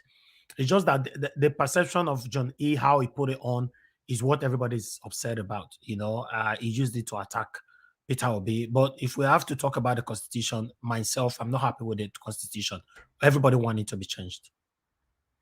Okay, so this is the thing. I don't even know nothing about the Constitution because, like I said, I wasn't born in Nigeria. Yeah, it's fraud. It's fraud. Most of the things I know about Nigeria is like reading and watching movies. And I just want to say some little things. I just want to tell the obedience, they are doing a great job. I see videos how now they open viewing centers, like in the market, like in the village. They have like the big screen and people are watching. I also saw like they have the obedient bikers, they go from like state to state when Peter Obi has his campaign, like the support, so those are some very good things that the obedience are doing. And also I feel really bad that Governor Soludo said what he said about our principal. It really, really hurt me because I kind of felt like we're over here, trying to like see how things are gonna work, how things are gonna move in Nigeria, like because the country is not moving like the way it's supposed to be. Yeah. Like so many things are wrong. So I don't even like understand why some people are not really thinking, like let's do this thing to like or move forward. So people just keep doing the wrong things. I still do not understand why they do that, but that's fine. But what I'm saying is, please, obedience. We need to calm down. This is a distraction. It is a distraction. It is. Please do not key into that. Do not even listen to him. Like, do not even reply him or like bamboozle him or stuff like that. Let him be. Do your thing. Like, we are winning. If you guys see out there all the polls, like it is us against these people. And I want you all to like, we got this. We got this. Because I saw what happened in just yesterday. I was just laughing. It was just a whole lot. So my people, I just want to like encourage us. So let's keep doing what we're doing. We got this. Thank you very much. Thank you so much. I appreciate you all. Same here. I appreciate you more. Thank you very much. Yeah. Yeah. Bye-bye. Bye-bye. All right. Kashi, back to you. All right, thank you very much, Mr. Ninja Watch, for that. But for Soludo, anybody we talk, we will give them back to them. Enough is enough of trying to stay on the sideline or keeping quiet over, certain things like this. That's how these guys have gained power to treat us the way they have been treating us in the past. But thank you very much to the caller, and thanks to everyone who has contributed so far. Let's move straight to the next panelist. But I just wanted to quickly read what Mr. Pansa wrote, that the Constitution will be there in February 2023. No matter who wins, we rather have a listening president. Exactly. The Constitution is not something that can be changed overnight. So we rather have somebody there who has empathy, who has the mind, like Omoye said, who has common sense. We rather have somebody who has common sense right there that will listen to the common man on the street. Thank you all so much for your contribution so far. Let's move straight to the last person we have here before we move to the next phase, then our closing remark for the day. Mr. J.E., please talk to us. Good evening to you, sir. Good evening, Kachi. Good evening, Niger. Good evening, all brothers and sisters out there, especially all the panelists that have spoken, as well as those that have equally sent goodwill messages on the chat. I want to especially thank Dr. Haruna for making our time to join this forum. I'm a follower.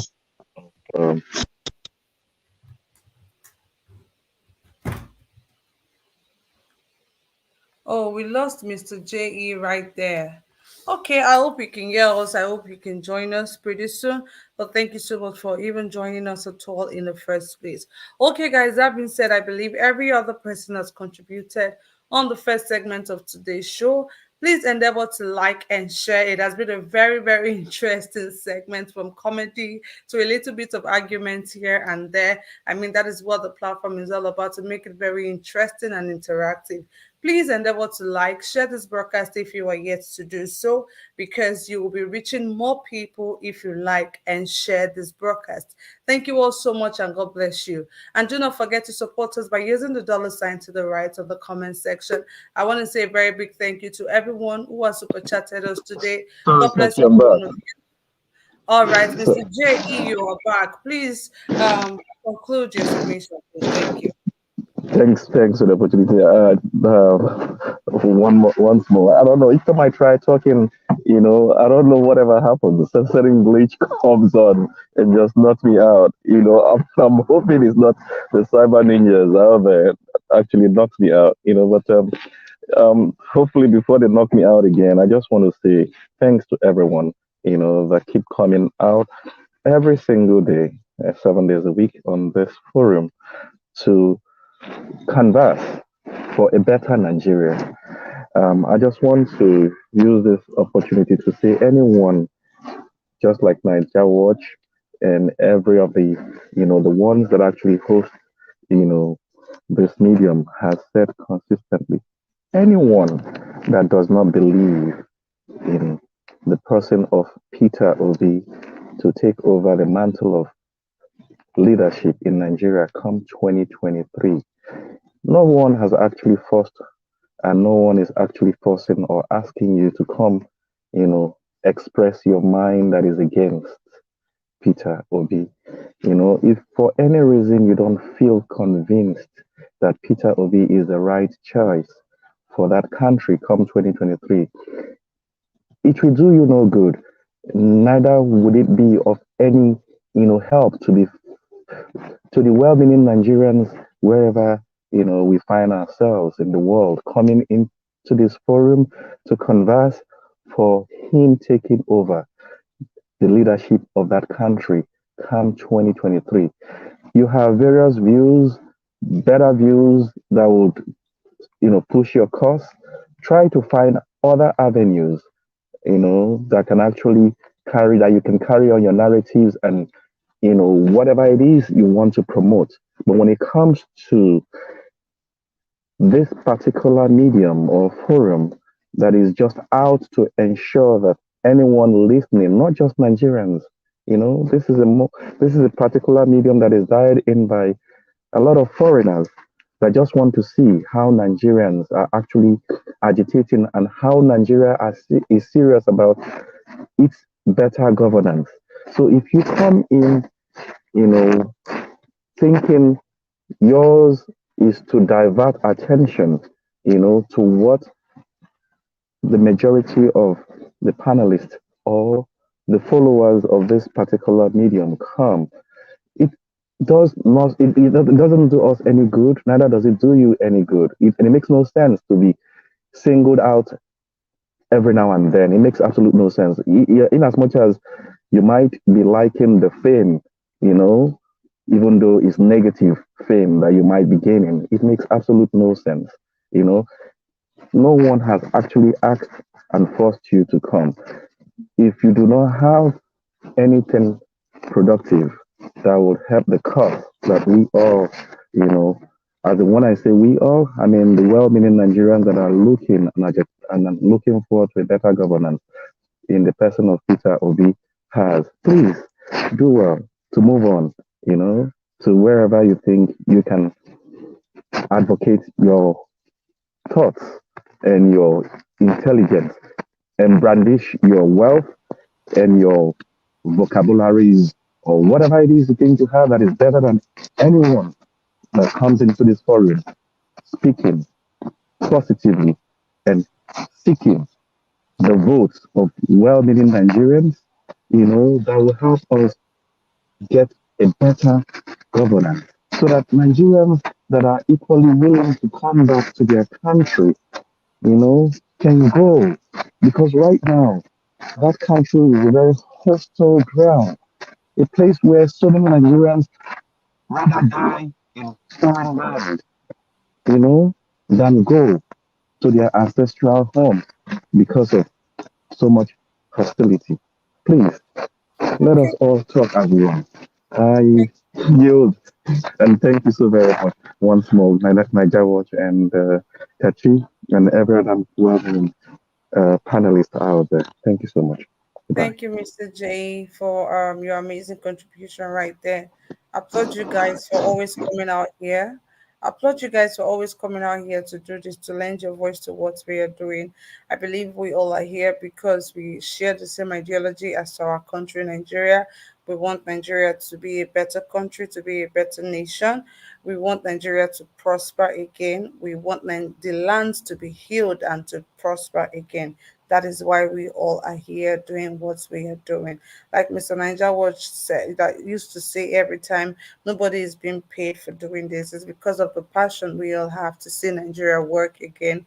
That is the reason we come out here every now and then. Emotions here and there and all that. Nigerians have suffered a lot. We cannot wait to be liberated from this suffering. That's why we're here doing what we are doing. And I urge everybody to go out there and get your PVCs if you are yet to get yours. Please go get your PVCs. And if you don't collect your own, make you keep that PVC very well, as if you they keep millions and millions of money. Please get your PVC. If you don't get your own, keep on well. Let's come out and vote, protect our vote, and make sure our vote counts. That is the only way victory is assured at the end of the day. Thank you once again, beautiful people, for all your continuous love and support to this platform. Now, God will continue to the blessing, and may our efforts never be in vain.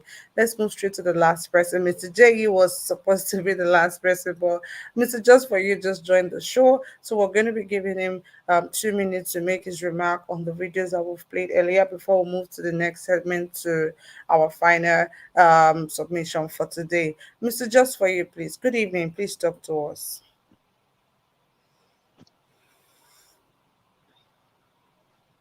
Good evening, Naja Watch. Good evening, everybody. Came late today. Already, I don't really know what the topic all about, but I've seen some comments and just like that. To the point, the one speaker that was speaking concerning Tinubu's tone and things like that, I know I was laughing at home because when I saw the crowd in Jos Plateau State were stoning, throwing stone up and down. Before then, I tweeted to First Okeamu when he said, "See crowd." I tweeted to First Okeamu. I said, majority of this crowd, majority of them are for Peter Obi. They only come there to, to support. Maybe they were one not to sing Peter Obi, and I believe that is exactly what happened. We have seen what is happening. Tinubu voting for Tinubu is like people just want to destroy Nigeria. I don't know why Nigerians we are quick in forgetting something. We forget history. We forget the past.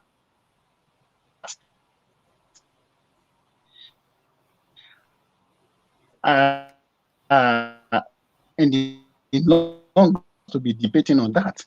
Because when somebody is going against the constitution, you are telling lies, you are deceiving the people, and you are sharing, covering evil. I think that person is part of the evil. So it alone is supposed to be saving his own head, because everybody have seen what Tinubu is all about. Instead of mentioning APC, he's mentioning PDP. That's to show that this man is on a drug. He's on drug. This man is not fit to rule Nigeria. If for adventure, God forbid, this man happens to find his way to the throne or to Nigerian presidency, at least what we have seen so far in me, because my internet is not so good now. All Hello? right. Just for Yes, you, thank Mr. you very Just much. for you, I was struggling to hear you. Please, can you fix your internet? And when we come back on the second segment, you can make your contribution. Thank you very much, sir, for your contribution. Mr. All Niger, right. watch, please. Thank you, everybody, for your time. Spent to analyze the previous videos. I would like us to move on right now to talk about Oshomole. We have Oshomole and we have a response here from Arise TV. So let's listen to this. God bless you all.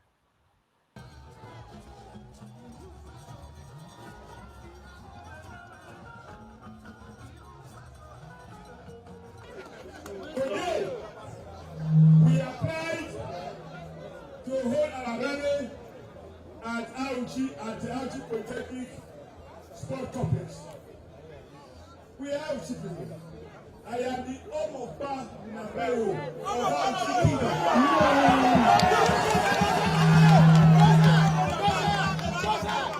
I am one of the senior chiefs in the sacred palace of the great Odaru of the great kingdom of Auchi. Then, one Peter.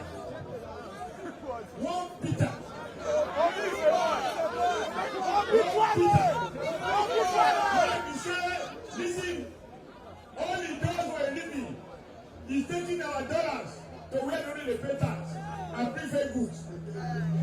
He now come to Auchi the day we are holding meeting. And that's why I announced there. You, Obi Peter, you come to our kingdom the day we are holding rally to compare your power with my power. Then they will be sure of us.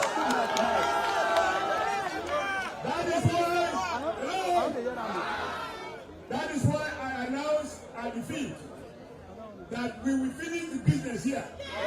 My purpose is that if we knock him here, we will lock him in. He will stay here as long as we please. He will never do it again. But when he heard that the Somalian people are on the bench, Peter,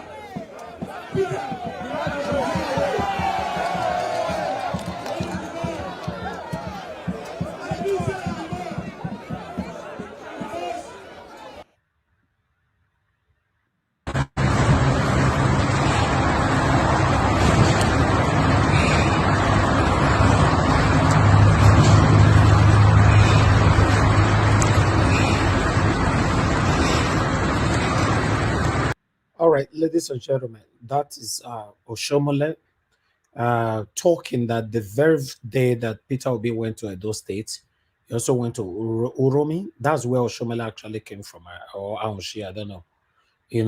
He's saying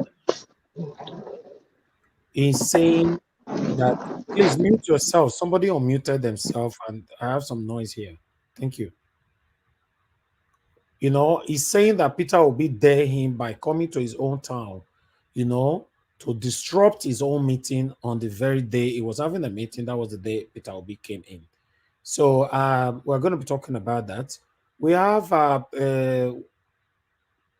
Tinubu's video that we played earlier on, Arise TV, they responded to that, but I would like to recap on that video again.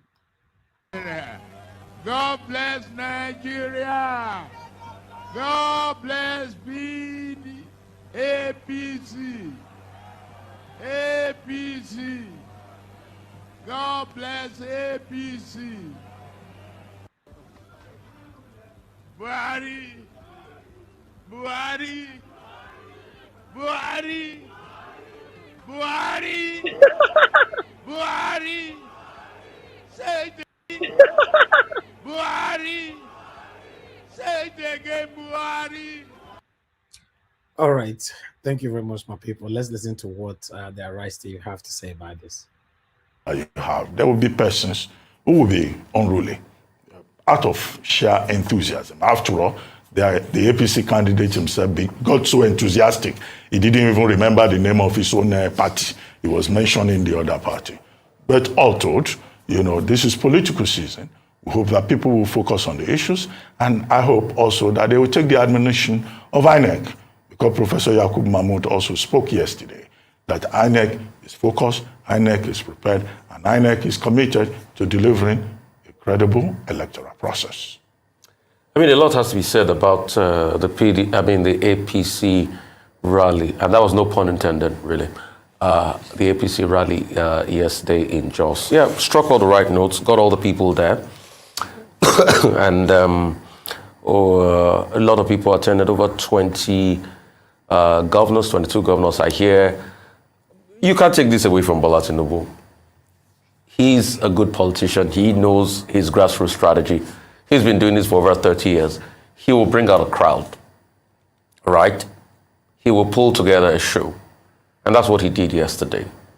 But the quibbles I'm hearing, that how come we have so much private jets in this country where a lot of people are suffering and all of that. And some people were saying, okay, why are state officials, governors and the likes, flying private jets at the expense of suffering people? That some of these governors too will also claim that it's difficult for them to pay salaries in their states and all of that. That's some of the feedback I'm getting from people. But good on him. Also, he tried so hard to be able to placate President Muhammad Buhari with his speech yesterday that he will leave up the legacy. But a lot of people are quick to ask, so what legacy is it going to continue from President Muhammad Buhari? As of this morning, inflation is 21.07%. On buying. 0.9%? On buying. Okay, 0.09%. As of this morning, petrol prices are on the increase because we're already seeing problems with landing costs and forex problems. As of this morning, it's harder for a Nigerian to be able to get a meal. Some people are doing 0.01. The CBN target for inflation is supposed to be 9%. We've surpassed that. The economic index is at an all-time low. Although the people in this government will say, it's happening all over the world. Look at what's happening in Ghana. But some people also argue that this is our country and we have not made better economic decisions. So a lot of people are at sea as because what legacies? Infrastructure. Okay, yes. Lagos-Ibadan Rail Line, Kaduna Rail Line. Although some people in the PDP will argue that had started long ago, but okay, President Buhari finished it. Second Niger Bridge and all of that. But people will say, what's the outlook on the lives of people? People will say, okay, Kaduna Rail Line, did they put in the security architecture that was needed after building up the rail line? That's why people were kidnapped there. So there are many back and forth as regards even the legacy of President Buhari. But one thing he did, as a smart politician he is, and because we all know the back and forth that has happened between them, especially with his Emilokon speech, he's tried to placate President Muhammad Buhari. And it was a good showing with the president being there. But also in his messaging, giving all the hope messaging and all of that, it is incumbent on candidates to stop this abuse of their political adversary. Calling people termites, calling people all sorts of names. But some people on the flip side will argue that all these politicians are the same anyway. And that's why probably the presidential candidate said, God bless APC.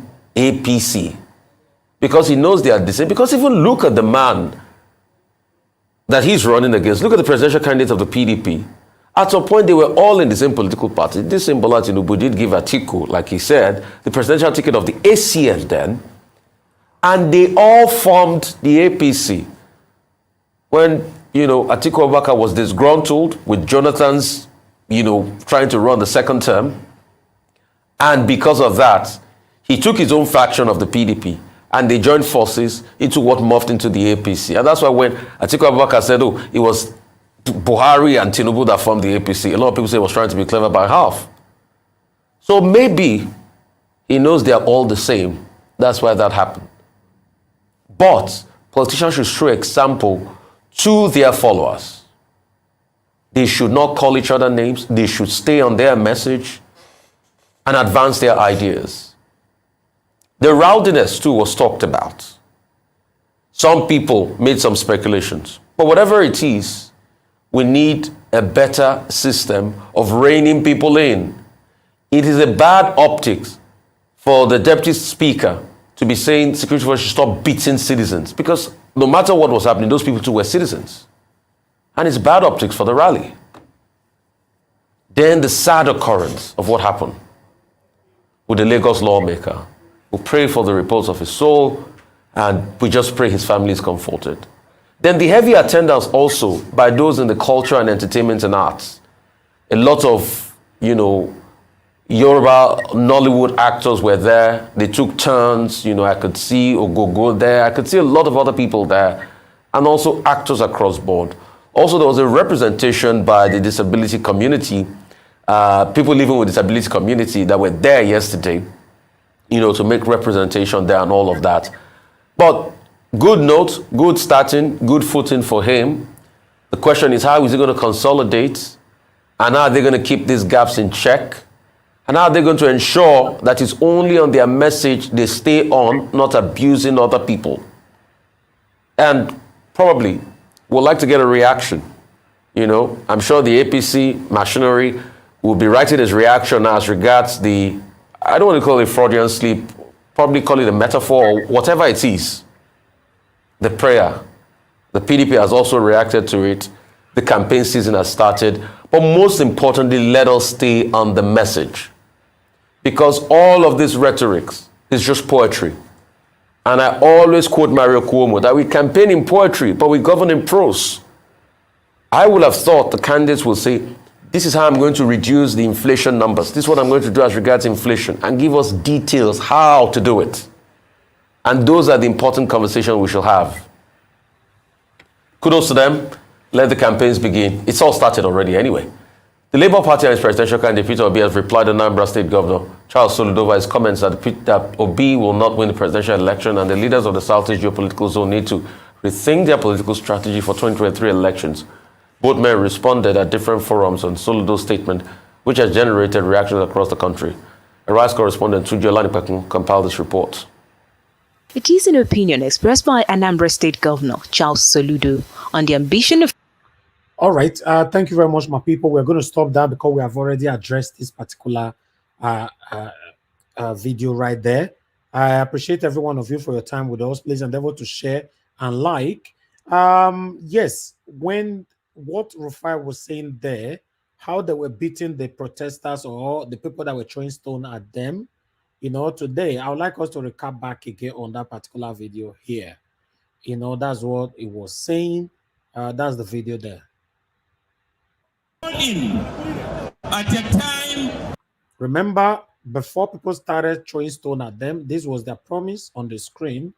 You can see that right there. That was their promise. They promised us, that if they don't repair or do whatever in 2 years, that we should stone them. And Nigerians, they kept to that. And this is what happened. When crude oil prices have nosedived from $147 a barrel to about $28 a barrel, where 27 states that are controlled by APC and other parties were unable to pay salaries. But true to type, true to your promise, to the Nigerians, you restored the payment of salaries, payment of pension, payment of gratuities across the 27 states, and indeed, sorry, you want?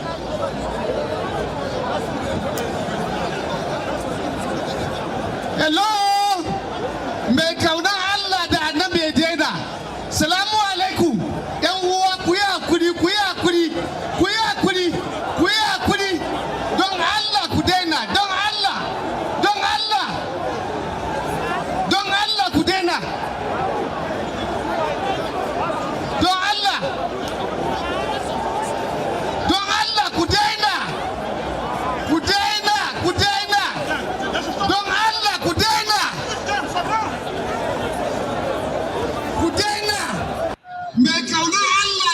ke daina.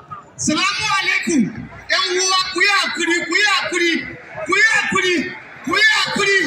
Don Allah ku daina, don Allah, don Allah, don Allah ku daina. Don Allah, don Allah ku daina. Ku daina, ku daina. Don Allah ku daina. Ku daina.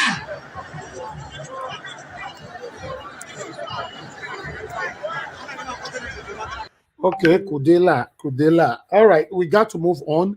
The surprising part right now is that, do you know, because of lack of electricity in Nigeria, whenever Peter Obi is talking or any video Peter Obi appeared on now in Nigeria, like a football, normally how they showcase football in Nigeria, where everybody go to a bar or a lounge or anywhere, any gathering center to go watch football. That's what they're currently doing right now in Nigeria. People now go to gathering, go to event centers and every other centers, lounges and all, to watch Peter Obi speak. I'd like you all to see this, because it's the narrative is changing every day. We are seeing different things happening every day. When I saw this, I was like, what is happening? Yes, this is the reality, things that is happening right now in Nigeria. I bet make una share this video. Let's listen to what our people, or rather, let's watch what our people are currently doing now. Just Peter Obi, now everybody, they go different center, go to watch now. But you have 5 minutes. So, what am I trying to say? We need to the stages.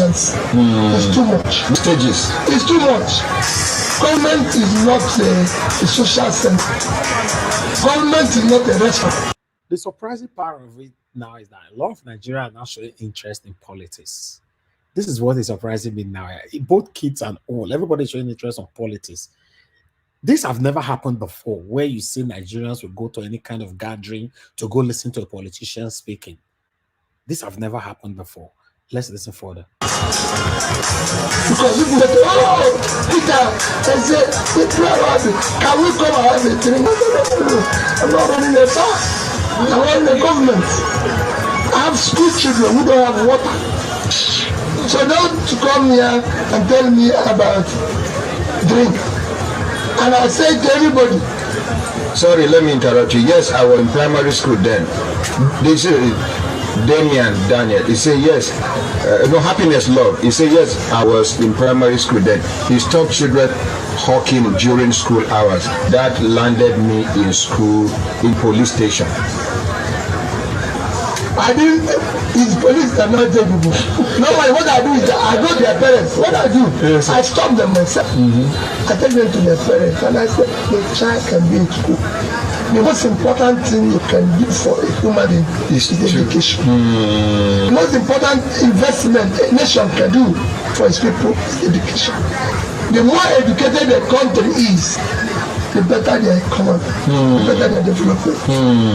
That's what I have bandits now. Because it didn't take it. Some of these bandits now foreigners, so now from foreign countries. Got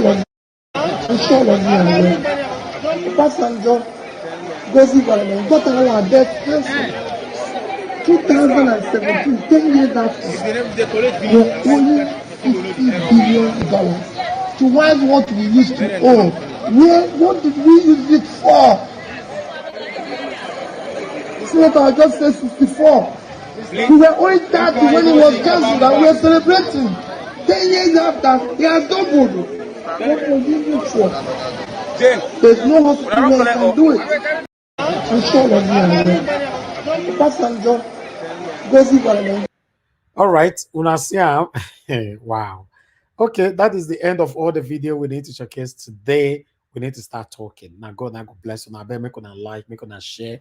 And there's a $sign right there on the comment section. Click on it, encourage what we're doing here, put smile on our faces as well. Now God bless you. Now let's start talking. Kashi, back all to right. you. Thank you very much, Mr. Ninja, for showcasing this. This is absolutely amazing. You can see that that video even lasted into the night. So even people they watch entire night. This is absolutely amazing. Peter Obi is uniting a lot of people. People are really coming together because of the Obi movement. People when even dream say they even come together are all coming together because of the Obi movement. And I absolutely love what I am seeing right now. You guys, please let's come together, because when we're together, it's very difficult. It's very difficult for us to be defeated. So let's do this together. We need all of you. We need everybody to be in this. Thank you very much, guys. Like and share the broadcast. Support us by using the $ to the right of the comment section. Our God name will continue to the blessing. I mean, our efforts, this efforts we will they put like this, at the end of the day, we will smile. Thank you all so much. Okay, guys, like Mr. Ninja was said, this is the end of all the videos we're showcasing today. Please, when you're making your submission, also make your closing remark on what we're talking about. Thank you all so much. We're going to be having 5 minutes each to analyze and also make our closing remarks. So please, guys, utilize your 5 minutes. 5 minutes is 5 minutes. I go put on for timeout. Thank you very much. Alexander Gomez, thank you, sir, for your support. You have done it again for us today. Thank you so much. God bless you. God bless everyone who has super chatted us today. You guys are super amazing. Supporting us like this means a lot to us. God bless you. Thank you so much. Mr. John, please, you have the floor. 5 minutes, please. Thank you. All right, I'm back. Some people maybe thought I was gonna run away, but I'm a butcher. I try to neto. Voila, person. Okay, so let's see. Oshomole and Tinubu. I think this one is really easy, actually. I'll kind of just lump it together. I took some time to go to their manifestos and kind of look at it, and to be honest, it wasn't impressing at all. I looked at the different APC, PDP, their agendas. I think a lot was lacking. In terms of APC and what they wanted to do around security, very, very lackluster. Nothing of substance was really there. Same with PDP. I think even the points that they were making, I don't think that they were going to have like significant like difference in the lives of Nigerians. I think one other thing that I would want to kind of push at in terms of APC and PDP, when you kind of look at the three candidates, you have one that was implicated in dealing drugs. You have another one in terms of PDP that was implicated in terms of money laundering. And I'm always scratching my head when you kind of see the three candidates and then you have someone come along and critique your candidate and that person is your problem. It's very, very interesting. How someone critiquing Peter Obi is the problem when you have two other candidates that are one implicated in drug dealing, one implicated in money laundering, but you still don't understand the system that you're living in. When it comes to Peter Obi and people listening to him, when it comes in terms of just politics, I think it's nice that people are becoming more engaged.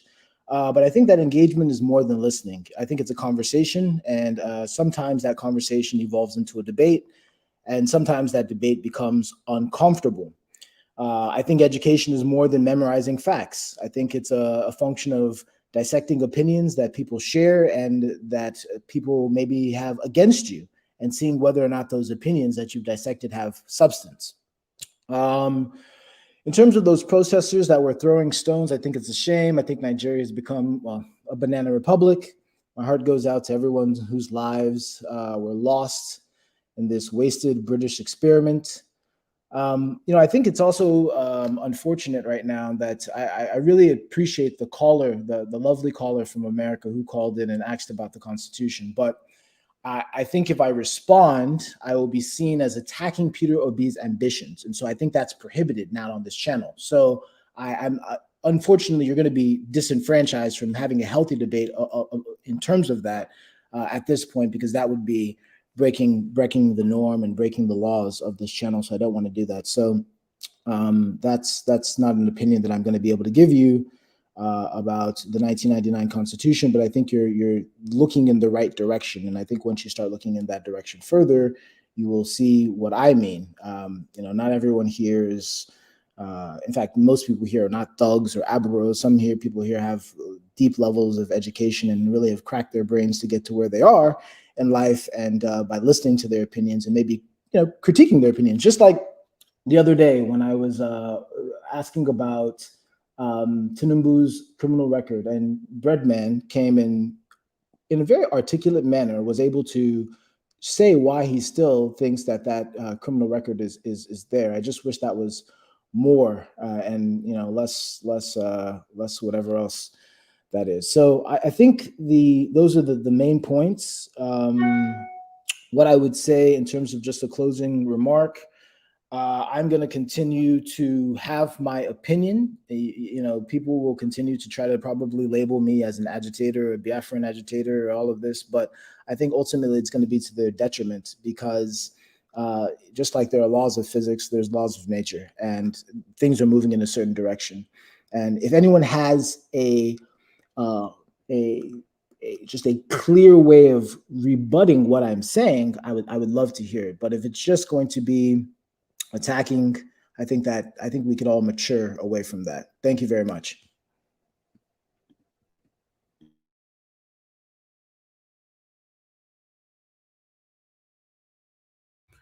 Hello, Kashi, you're not there.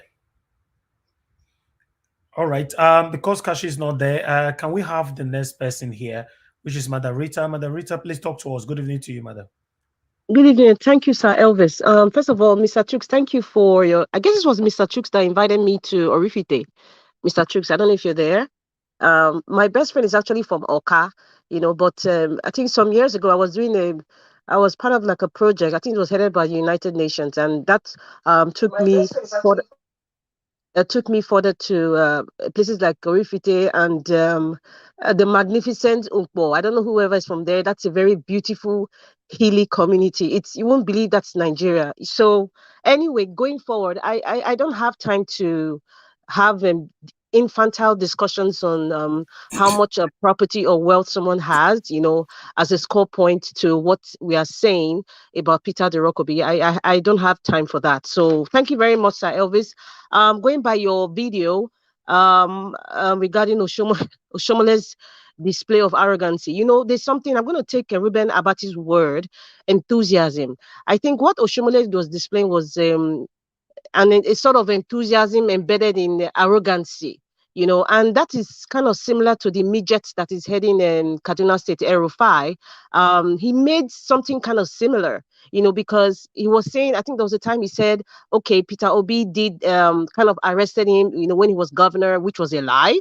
And how he was bragging about how he has the NDA in Kaduna and how he has the constituted power to stop Peter Obi if he came to Kaduna. But he said, well, we are, what's the word he used? The midget used the word, he said, we are civilized people. But, anyway, I'm not even going to go there. So what Oshomole displayed is what the elites are doing. And, it's just arrogancy.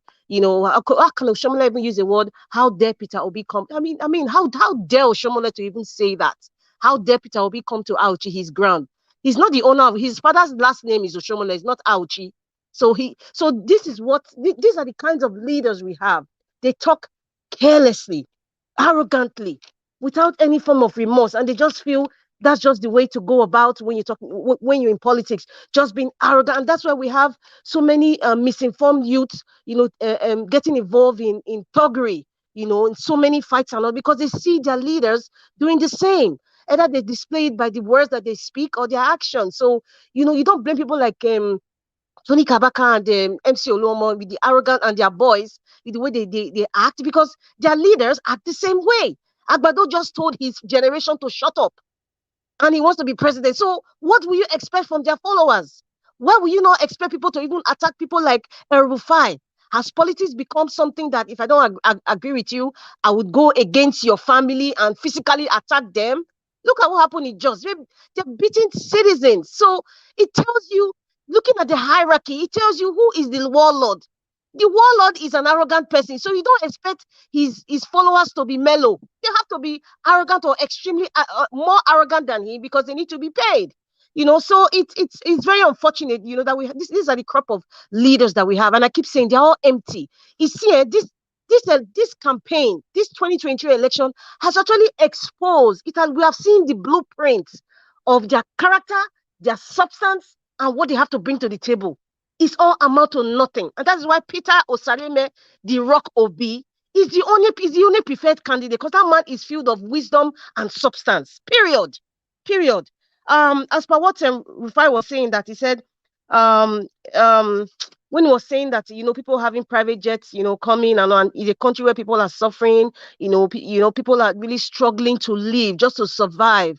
It shows that the elite, the political class, they are not connected to the people. Just like Governor Obaseki of Edo State, he's not connected. So whatever we shout or rant, he's just gonna do what he want to do, and that is playing off even from the hierarchy of the presidency down to the state governors. They're just doing what they want to do. They don't care. They don't care. They're not connected. They don't know what is called for scarcity. They don't know what is hunger. They don't know what is flood. They don't know, not even their children are in tone. They don't understand it. They've never lived it. And I also want to bring a subject that was brought out here. I think it was the poison that John E. actually brought, trying to give it to people. And I saw some comments about people like, oh, that's why they don't want to talk, because, they feel that they will be antagonized because of their accent or because they were born outside Nigeria. Please, my people, I'm repeating myself.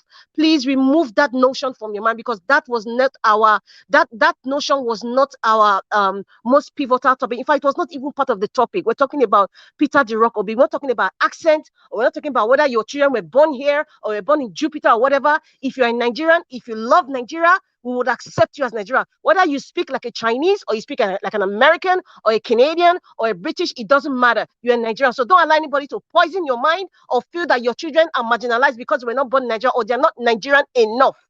As Mr. John E. said, please, that never happened here.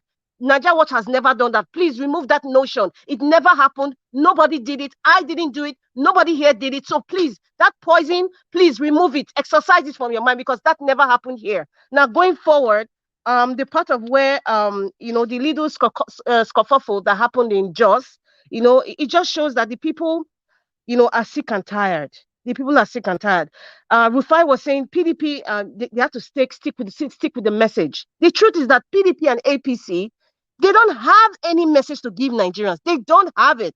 All they have is, I'm just going to laugh. It's so funny. What I was just thinking, all the PDP and APC have is the headache, the tsunami, the God sent, the exorcist called Peter Osareme, the Rock Obi.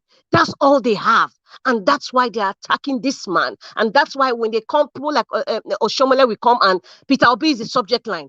People like Soludo will come online. Instead of focusing on the state, he will talk about Peter the Rock Obi. So like Governor Obaseki of Edo State, he will say Peter the Rock Obi, obedience are not serious. Rufai, the midget of Kaduna, will come and say Peter Obi did this. Peter Obi held him down when he was governor, which was a lie. There's really nothing. There's no message. PDP and APC, they don't have any message for Nigerians other than bringing Peter Obi as the forefront of their campaign and lie against the man. But you know what? It's working for us. It's not working against us. That's the beauty of it all. That's the beauty of a man that God, when God is standing for you, nobody can be against you, no matter what they present. Peter the Rock Obi is the only man, is the only option Nigerians have. And please, I would like to appeal, Kachi, I don't know if my 5 minutes is over. I would like to appeal, please, all those internet gurus, internet geeks, computer geeks, Mr. John E., if you have access to those people, please contact Nigeria Watch. We need those people, and every other person in diaspora as well, not just Mr. John E., or even in Nigeria, because I know people, the youth in Nigeria, they are very, very intelligent. I mean, they can do 419, they can even hack anything hackable. We're not looking for hackers here. We're looking for people who have IT intelligence, high intelligence. So please, we have to monitor the beavers. We have to do that, because that is what the Agbado and Mikano people are all about. They know that they cannot convince Nigeria anymore. They don't have any message. What they're going to bring hackers from Russia, and this is not allegedly Russia or China, to attack that beavers, and they turn everything around. So when you are voting, you think you actually voted in count, but they have these hackers that will go after this our beaver, because I feel our systems are just very porous. Any hacker can just come and just enter the beavers and switch all the votes to whatever they want to switch to. So please, we need technical know-how. We need technical geeks. Please find them wherever you are. Find them. There's no one that is more than the other. We need those we need those resources right now. Please, my people. Thank you.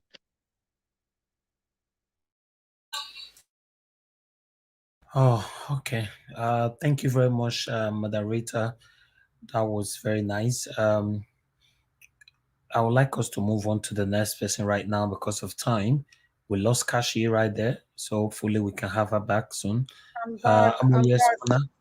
Okay, good. Yeah. Good evening to you. Thanks very much for joining us. Please talk to us. Sure. Greetings again, Mr. Elvis, and thank you very much again for always showing up. I know it's not easy, but I can't stop saying thank you to you. The effort is really appreciated. So I want to kind of add to what Rita just said. What did they call him? Oshomole, aka Oshi, right? That man, when did he become all of a sudden he cannot relate with what the ordinary people are going through? Not be tailor he be before. How much money tailors they make for Auchi? How much money? He want us say never hungry before. Not be labor leader at one time. Wetin make am become labor leader? Not because hunger wire am. Cause he say, man, if I no fight for my rights, these people no go give am to me. When did he become? When did people start recognizing Oshi? When? That's in video when they do exercise. He said, I don't understand. That video makes me laugh all the time, Mr. Elvis. The thing they always crack me up. Like, what is this man working? Anyway, he has a young wife. He has to keep up. That being said, all these people, they're wasting their time. They already know. They see the handwriting on the wall. Handwriting is on the wall. Peter Eromoselli, the Rock Obi, Nangeta. There's nothing they can do. If they like, let them go and gather under the tree, in the air, wherever they want to gather. This one, all of them go fall from that sky. Wherever they gather, all of them, they go confusion, which we already seen, but they happen to them, one after the other. I am so glad. I mean, look at these young people, even children watching, listening to Peter Obi. This man has changed. He has set the bar so high for anyone coming behind. And that is what we need. Everybody from every corner of the world is watching Nigeria at this moment. Especially in Africa, people are wishing and anticipating and sending their prayers because they know the impact of what this is going to do for us as a race, not even as Nigerians, as a race. We are fighting, we think we're fighting for a president of Nigeria. What we don't understand is that we're fighting for the emancipation, real emancipation of the Black race. That's what this is about. So nobody thinks, say, oh, it's about my segment or my region or forget that thing. If you're thinking like that, then maybe your concept of it is very myopic. I dare say. No insult to anyone, but that's just what it is, you know?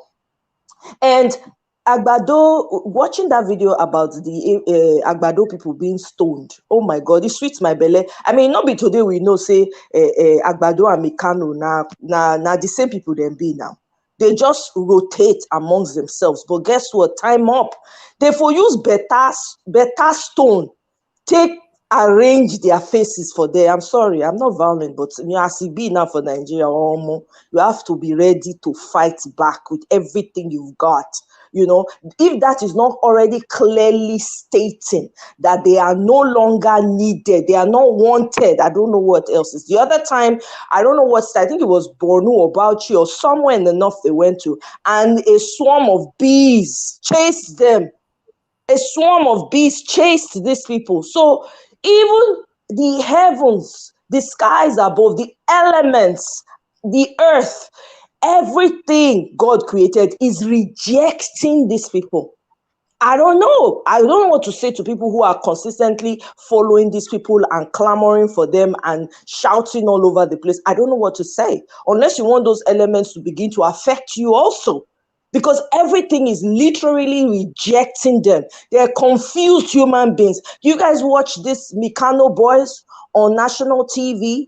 When they come on to try and defend the indefensible, they look like mumu men and women. That's what they look like. They've turned themselves into complete jokes. They've now become like clowns when they come up to try and defend these people. You know, I want us to keep pushing. We're almost there. Now small remain. We're almost there. We need to get Peter Obi there. We need to give him the win. Whatever it is that's left to do, let's do it. And I join my voice with Sister Rita's own that please, if you know anyone, I don't know, Joining, I'm using side eye to look at you. So when she mentioned your name, I was totally against it because I don't know you, they aggravate us well. But if you get better people, now side eye tell they look you sharp, bring them. Because we got to get this man the win. And when you now enter, when the Nigeria starts to work, you will come and personally you will send us a message and thank us for the good work, not the other way around. Okay? So I have said enough and I yield. Thank you. Thank you very much, Omoyes Connor, for your wonderful contribution right there. Let's please, can I come in now because my internet is a little bit stable. I'll be hearing what people are commenting, and I just want to say something here, please. All right, please go ahead, Mr. Just for you. Because my internet may go. It's still bad. The internet is still bad, Mr. Okay, Just good for evening you. once again. What I was saying before, let me just. Mr. Just for you, the internet is still bad. Mr. Just for you, your internet is still bad. We can barely hear you. We can barely hear you. Move to the next person now, please. Mr. Just for you, please, we can barely hear you. Your internet is still bad. Let's move straight to Mr. Tunaija. Mr. Tunaija, please.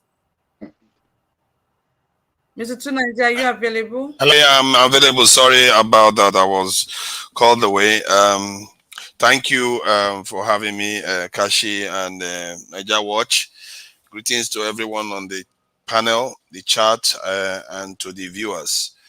Yeah, I think clearly Peter Obi has put some this energy into his supporters because of the way he has responded.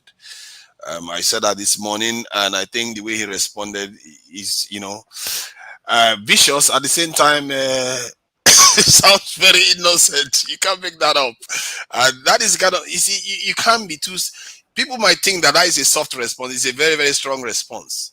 It's very, very hard for somebody to come back at you when you are responding to somebody in such a kind of. It's almost condescending and say, you know what? If you are so good, there you go. Yeah.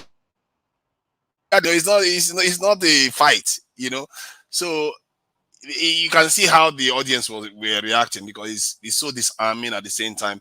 That is what he needs to do, and if he takes that kind of attitude towards the other major candidates, you are going to see that people are just going to be ridiculing them. And I'm even sure even Soludo himself will be thinking, man, this guy got me, this one, it hurts. Because that is the way you respond back. And I also like the way the other, I've forgotten his name, the guy that does this, was that actor? I've forgotten his name. Yeah, the guy is, the way he defends Peter Obi too is quite good because it's like the attack dog now. Okonkwo, yes, that's very good. That's kind of stuff people want to be seen. And it looks like they recalibrated their effort after the debate.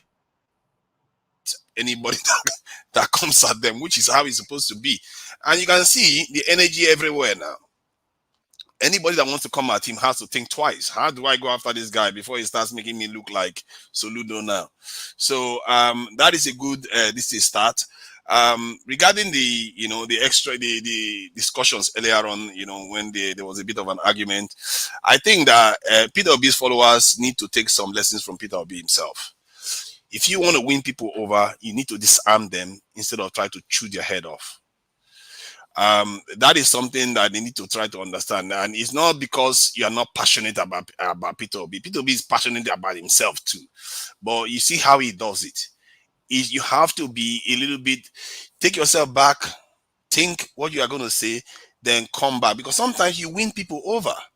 that last few voters that you win over might make, or even if they are not 100% P2B, I always say it, even if they are 51% P2B, but their vote is 100% P2B, the vote doesn't check whether you are supporting 100% or 50%.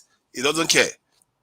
So that is what you want. You just want people not to hate him and not to hate his supporters.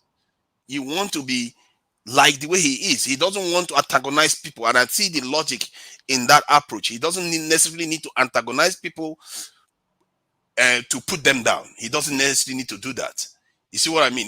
This is a very teachable moment from what he did recently to Soludo, because he attacked him, but without being necessarily disagreeable, where you just hate him for saying those about things. That is very, very good stuff to learn from him. And so I think that that's the way we want to start approaching things, instead of sometimes people, it's not, you need those people. We need the numbers. And so that is that on that anyway. For me, I think Omoye said something that I think I always have to agree with. The struggle that we are fighting here is a greater struggle. And Peter Obi, I have come to believe he's an important cog in that machine. We have three major candidates. I don't know whether we count Kwakwaso, but I guess we can have to count him. 4 major candidates, and Peter Obi is the key one, I think, that will make a significant difference with the right kind of support behind him. I am just watching the French people that are leaving Mali crush all the cars. A company in France crush all the cars that they were leaving behind. That's how spiteful they are. This is the same thing they did to Guinea Conakry, if I'm not mistaken, when they refused their colonial infrastructure before they left. And in this day and age, 2022, they are still crushing cars before they leave. They can't even, the country is already poor, destitute, and you still crush the cars in front of them. So it tells you that some of all these people that are surrounding us, they are wolves. And we have someone like Peter Obi at this moment that actually understands that. He doesn't say that a lot. Our leaders don't say that a lot. They do understand. How you know he understands these things? Because he went to Haiti. He went to Haiti himself. He saw with his own eyes. I don't think he went to, all the other disasters that happened in America. He didn't do that because he knows those are not necessarily his own direct people. He went to Haiti. He put he donated money to them, and he put more worked for them there. So it tells you that he sees them. And this is why I always said that I prefer. It might come across I'm being sectional. I'm not being sectional. I'm just being this is practical. I'm pragmatic. Somebody from the south that is more like an agnostic or a Christian, because they see the greater diaspora. They see the greater power that is out there for us. I can tell you, even most Northerners in this country, they don't care about the diaspora in America, Nigerian diaspora. I can't believe we have up to, I think from what I gather, a lot of Nigerians in America right now. Their purchasing power, okay, yeah, they send money to Nigeria, but we have not really tapped into it. If you tap into the other diaspora that has over this in 2 trillion, this in dollar purchasing power, you can see how things will start changing. They have not even started coming to Nigeria. They are looking to Nigeria and saying, Nigeria, get your act together. All of them. Even South Africa is saying Nigeria should get its act together. South Africa that you think it should be ahead of us, because they understand that if Nigeria gets its act together, West Africa will get its act together, Central Africa will get their act together. We have someone on the phone. Significantly. Thank you. Thank you very much, Mr. Tunaja. We appreciate your contribution right there. I have someone on the phone. Hello, good evening to you. Where are you calling us from? Please turn down your device. Can you hear me? Yeah, we can hear you now. Yeah, go ahead. Where are you calling from and your name, sir? I'm calling from London. My name is Leonard. Okay, Mr. Leonard, talk to us. Yeah. I just want to add to what Madam Rita said just now concerning the beavers stuff. Okay. Yeah, if you guys remember during the American election, nobody ever knew that Donald Trump was going to win the election. We all remember what happened. Hillary Clinton was everybody was thinking she was going to win from the polls and everything that was done. So I think what the politicians are after now, especially PC and PDP, I think they are going to work on the software. This software is easy to compromise. So I don't know how we can get to the Peter Obi campaign organization to make sure that we work on this. It's not because somebody have told me that if I didn't believe until I heard it from Madam Rita again, because I was thinking, how can you hack a software? You understand what I'm saying? So please, we are not going to leave any stone unturned, because these people, they are up to something. So we have to be smarter than them, because they are going to, obviously, because they have the money, obviously they are going to recruit people from Russia and China, those people that knows how to hack into a system like that. Thank you very much. Thank you, sir, for that contribution. Okay, Kashi, are you there? Yes, I'm here, Mr. Najawaj. I don't know. I think the network is coming from the caller. Well, thank you very much. Let's move straight to the next person we have here. Guys, please don't forget we're making our closing remarks, so make sure you do that as well. Let's move to Mr. Chooks. Mr. Chooks, please, you have the floor. Thank you. Yeah, thank you, Kachi. Yeah, I kind of agree with True Niger. You know, Peter Obi has taken it to his followers, and they are listening, and they are showing him that they are listening. I mean, the only thing, I can say that unites every Nigerian in the past before Obi is when they play football. You know, if Nigeria is playing, you care. You don't care who is by your side. All you do is jump up and pay attention, watching the game, and that is what I just saw in the video you showed. That gladens my heart, because it means that people want to find the real reason behind his followership.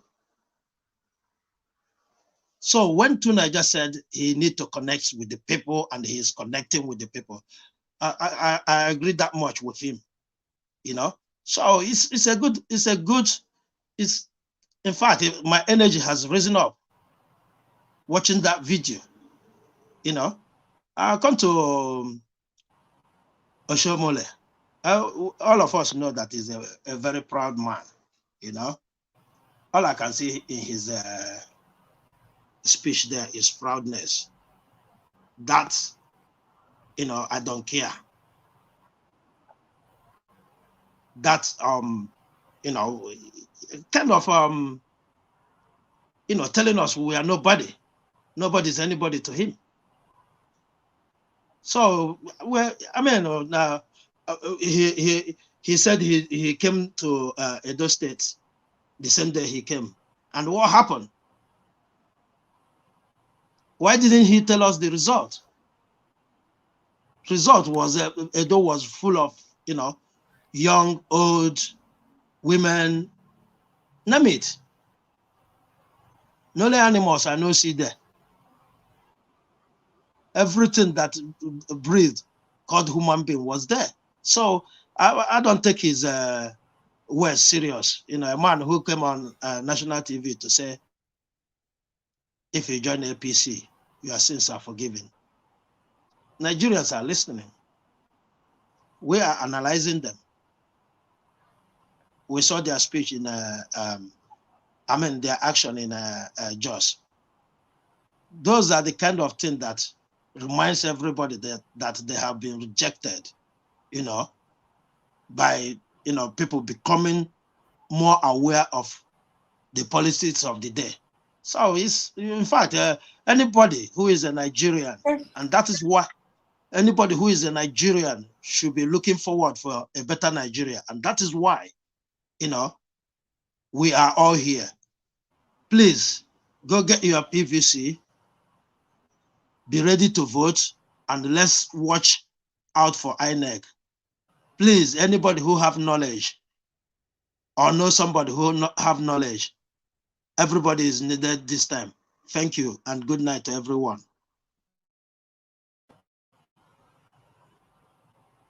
All right, thank you very much, Mr. Chooks, for your wonderful submission right there. The next panelist we have here for today, and that will be Mr. Prince. Prince Collins, please, are you available to speak to us?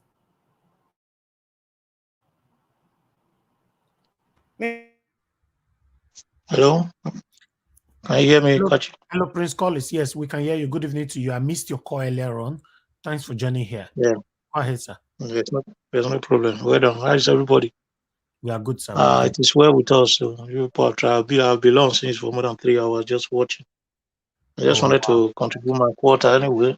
I appreciate everybody. Kachi, I appreciate you for what you're doing. We're trying to make sure that our efforts are not wasted on the little we can do is to continue struggling. I guess.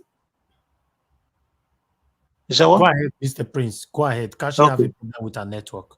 Go ahead. So I think with what I've seen so far, I'll be so happy to watch from the beginning all the video you show to us. It shows that Nigerians are beginning to know where they are and know how to forge ahead, because especially I don't know if you saw campaign. the video. Did you see the video we show where people were worshiping Peter Obi's speech on a different location? Yeah, that gladdens my heart and my brother. So that is to say Peter Obi himself. That's why I said he should keep speaking. You see the reason why I said, because they wanted to use that one as a strategy so that they would discourage him from coming out. You see how people are listening to him? It is Peter Obi personality that is selling him, not the party. Peter Obi know what to say at the right time, because it's long time Nigeria had this kind of campaign series from politicians where they just come out and tell people what they need to hear and not what they need to know. This is an issue-based politics. That's what Nigerians need. That's why you see them, they can even sleep outside listening to him, because he has a message to deliver. People want to hear how this change can come, how this change is going to come. People want to hear how the narrative is going to change from the old time. If you know why these youth are coming out, not because they don't listen to politics. People listen to politicians in the past, but they don't show interest, because when they listen to them, they see that they are just like, listening to senseless information where you cannot learn anything from. It's just like you're somebody that doesn't know anything about what he's telling you, is educating you. When somebody is educating you and you know that you know more than that person, you stop listening to such person. But when somebody is educating you and you know that you are learning from the person, you continue to, see how you are going to hear more. That's the way it is. That's what is happening right now. And it's so glad it's my heart. You see how they are doing the opposite to others. They are stoning them, even in their campaign. They are stoning them from campaign ground, throwing stones to them. That is to tell you the level at which they've seen them. They've seen them as nothing but just, bunch of arrogance, nuisance, glorified touts. That's what they are, because when I was looking at the activities and how they now came back trying to beat those innocent Nigerians, the taxpayers, those that are suffering to make sure that Nigeria survive, they want to beat them, force them.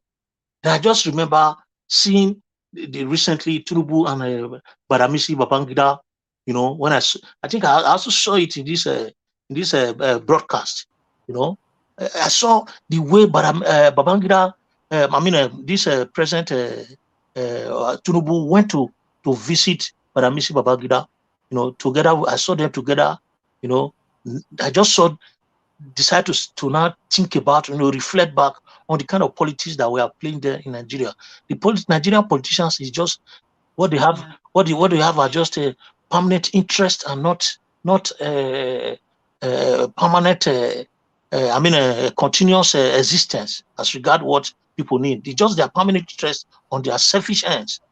Because if I reflect back to 1992 and 93, when this Tinubu was a senator then, when he was at the forefront of a democratic struggle under the annulment of June 12 by Abibi, by late Abiola, his blessed memory. Tinubu was at the forefront, and at this time, then we see both of them as greatest enemy or rivals at that time. But they were just political rivals and not enemies, as we thought then. Because today you see the same Tinubu is with the same Abibi, who rather step aside instead of facilitating the foundation and consolidation of democracy in the country. He stepped aside then. That's what he said there. I can still remember. He said, I'm stepping aside. Then Tinubu came, and they were struggling with him until they started chasing them here and there. We thought these people were going to give us light. And at the end of the day, Tinubu right now went to visit Abibi, seeing Abibi as somebody that is very relevant to him politically, is relevant to his ambition, is relevant to his presidential aspiration. Then the same Tinubu today have been seen as part of a problem or part of the problems that we're having in this country. The interpretation of this is that they only have permanent interest in what they want to get from you. Nigerians should know this. They only have permanent interest in what they want to get from you, not what they want to give to you. So the same Tinubu today is allegedly enriched himself with the same Nigeria wealth that he was fighting for in 92 and 93, thinking that people were thinking that he was going to bring. It was a miraculous expectation that we were looking for.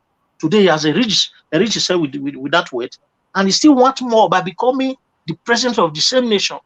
What is the interpretation of this kind of situation? Is that permanent interest of Bola Ahmed Tinubu is what is greater than even a single Nigerian. So if we look at this thing, since all this while we cannot reason any other thing apart from checking our own self, knowing our interest in this politics.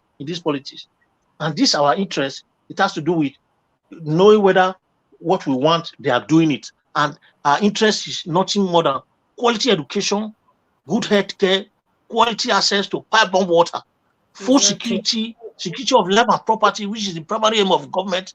Any government that cannot give this to us, we should stop casting our vote for them. Tinubu has been in this system for a very long time. Nothing has changed. Look at him now. He's even shaking old enough that he doesn't even know the party that he belongs to. Tinubu has been in APC right from 99. He has never been PDP. That will not make him now pronounce PDP. That is to say, he's having dementia already. He can't even carry us. So people should know this. They shouldn't waste our time again, 2023. Please, Nigerians, we should know where we are going so that we'll be able to arrive there. Thank you so much. Thank you very much, Mr. Prince Collins, for that very wonderful analysis right there. I hope Nigerians are listening to you. I hope Nigerians listening to this platform right now to understand why Peter Obi is the best man for the job. Thank you very much to everyone who has contributed so far. I want to say a very big thank you to Mr. Joseph Orji right there. Thank you so much for super chatting us. God bless you. I hope you're doing very well. I hope you're okay. Thank you so much. God bless you. Mr. Jacob D, I see your comments. Thank you very much. We appreciate you. We appreciate everyone on this platform. You guys have been super amazing. Let's move straight to the next person we have here, and that will be Mr. Nsibidi. Mr. Nsibidi, please talk to us. Yes, thank you so much for having me. Thank you.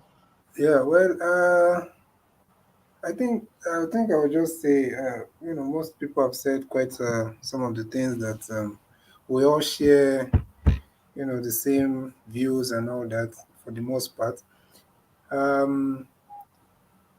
You see, the thing I will just say to the people that believe Nigeria, people should go their separate ways, is who would you rather prefer, will be there?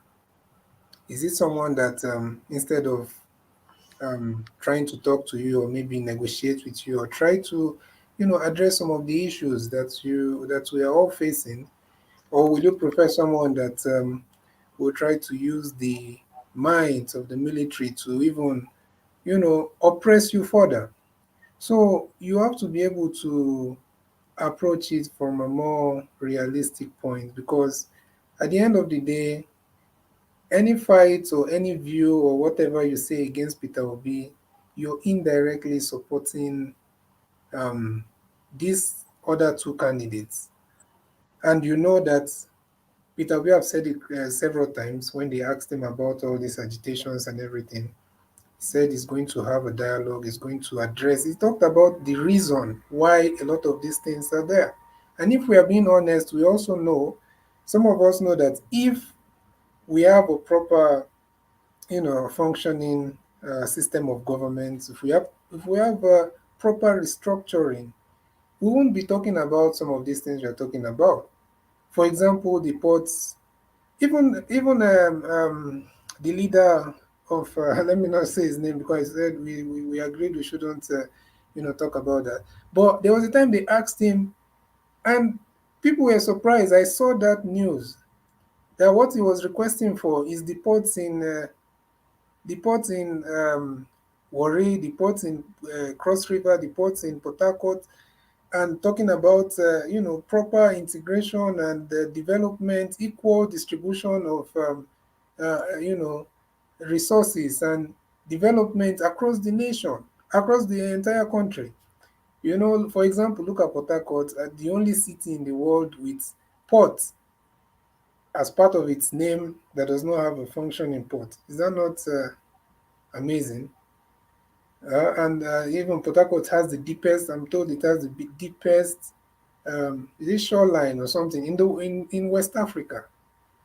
And yet the city does not have a functioning port that can serve either the state or even the region where it is located. So it's better when we are talking some of these things, we already know how it's going to be. We know that the path to the other one that you want, it's a different and it's a much longer path. It's very complicated. So everything has to be looked at from a realistic point of view.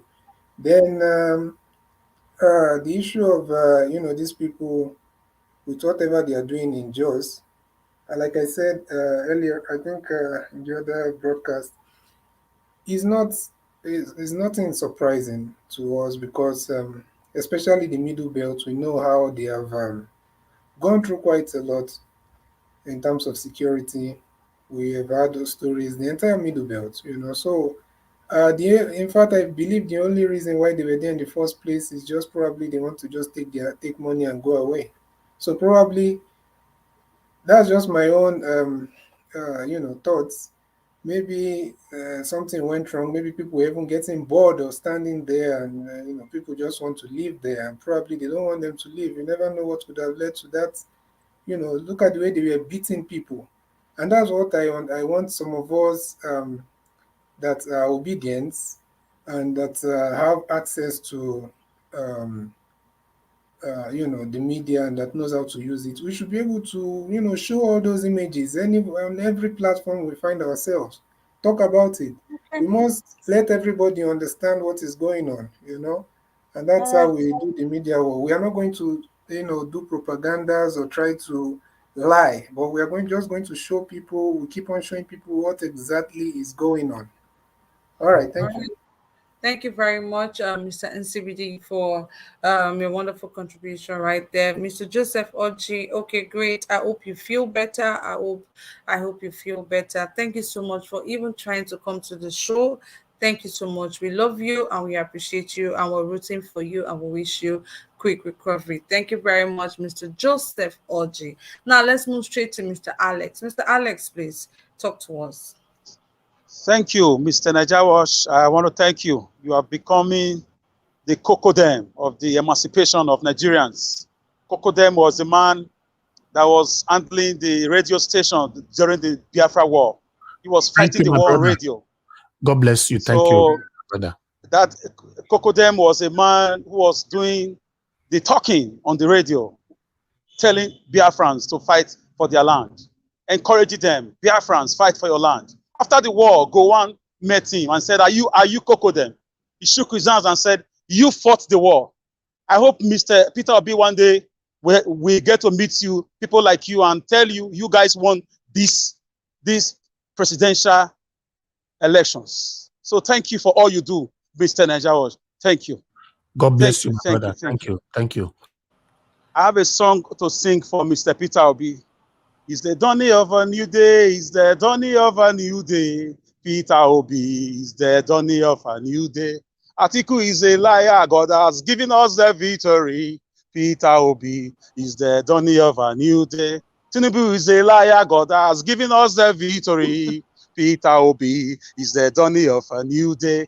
The dawning of a new day is the dawning of a new day. Peter Obi is the dawning of a new day. It's a new day in this country. A new day in the lives of our youths. Ever zealous, ever resilient, ever, ever ready youth of Nigeria. It's a new day in the life of the history of this country. It's no longer business as usual. It's a new day. If you know what we are seeing on ground, if you know what we know, you will know that it is now or never. This is the time we have to play Sonny Okosu's song. Freedom is now or never. It's a new day because we are retiring all these old wicked men. And they belong to the rubbish side of history. We will never remember them for anything good because they've done wickedly to us. It's a new day. I see a new Nigeria where a 25-year-old boy can come out and want to be a member of a House of Assembly so long he's qualified. A new Nigeria where people will come from abroad and invest and watch their businesses grow. I see a new Nigeria where electricity will no longer be a problem. A new Nigeria where factories are being installed everywhere, and young people, young school leavers are going to get holiday jobs. I see a new Nigeria where Nigerians will just travel for studies or for business or for vacation. It's not going to happen overnight, but somebody has to start something. This is what Peter Obi is going to start. With his lifestyle, with his antecedent, what else? We don't even need a campaign, to be honest. If not the wickedness, the devilishness, the craftiness of this man. Obi is a sellable candidate, a sellable human being. He's not perfect, we know. But looking at him, look at the way he has carried himself so far. Even after he left as a governor, up till now, he was contented with his life. He never struggled to be a senator. He never struggled to have houses in Dubai, in Canada. Do you know these guys are going everywhere, calling America, calling Canada, calling Australia to check if Obi have things, hidden in those places. They came with, is it Panorama papers or whatever they call it? The guy said, man, what are you talking about? I love the way he's carrying himself. And I'm so happy with the youth of Nigeria who have woken up to reality, to say no to vote buying, to say no to 5,000 or 3,000 naira for their next 4 or 8 years, to say we will not forget the Lekki Tollgate massacre, to say we will not forget Deborah's death. Deborah's family are going to be on live TV. The whole nation will apologize to them for failure of leadership. I see a new Nigeria where books are going to be open and the names of those who were killed at that Lekki Tollgate will be written on that tollgate. And every year flowers are going to be laid on those names because they deserve all the flowers in the whole world because they started this revolution. I see a new Nigeria where the Biafrans and the Oduduwa agitators and all of us will sit down on the round table and talk and restructure this country and make it a true federal character.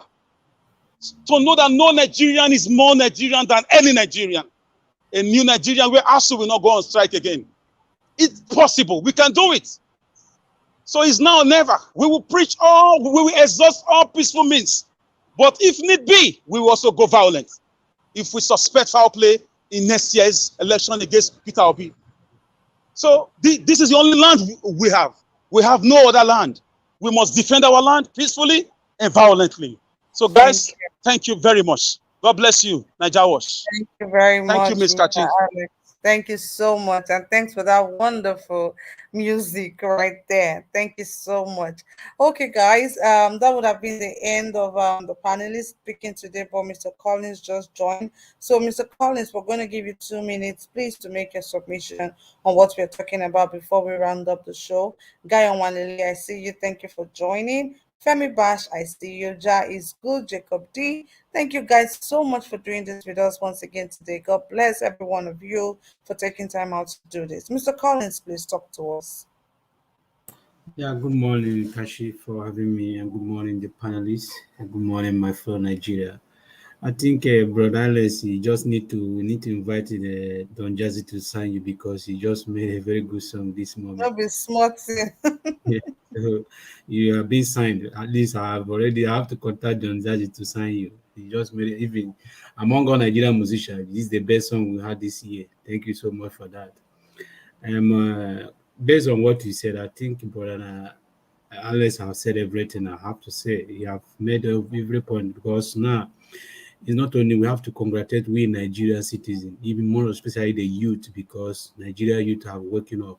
It took us for more than 60 something years for us to get to this point.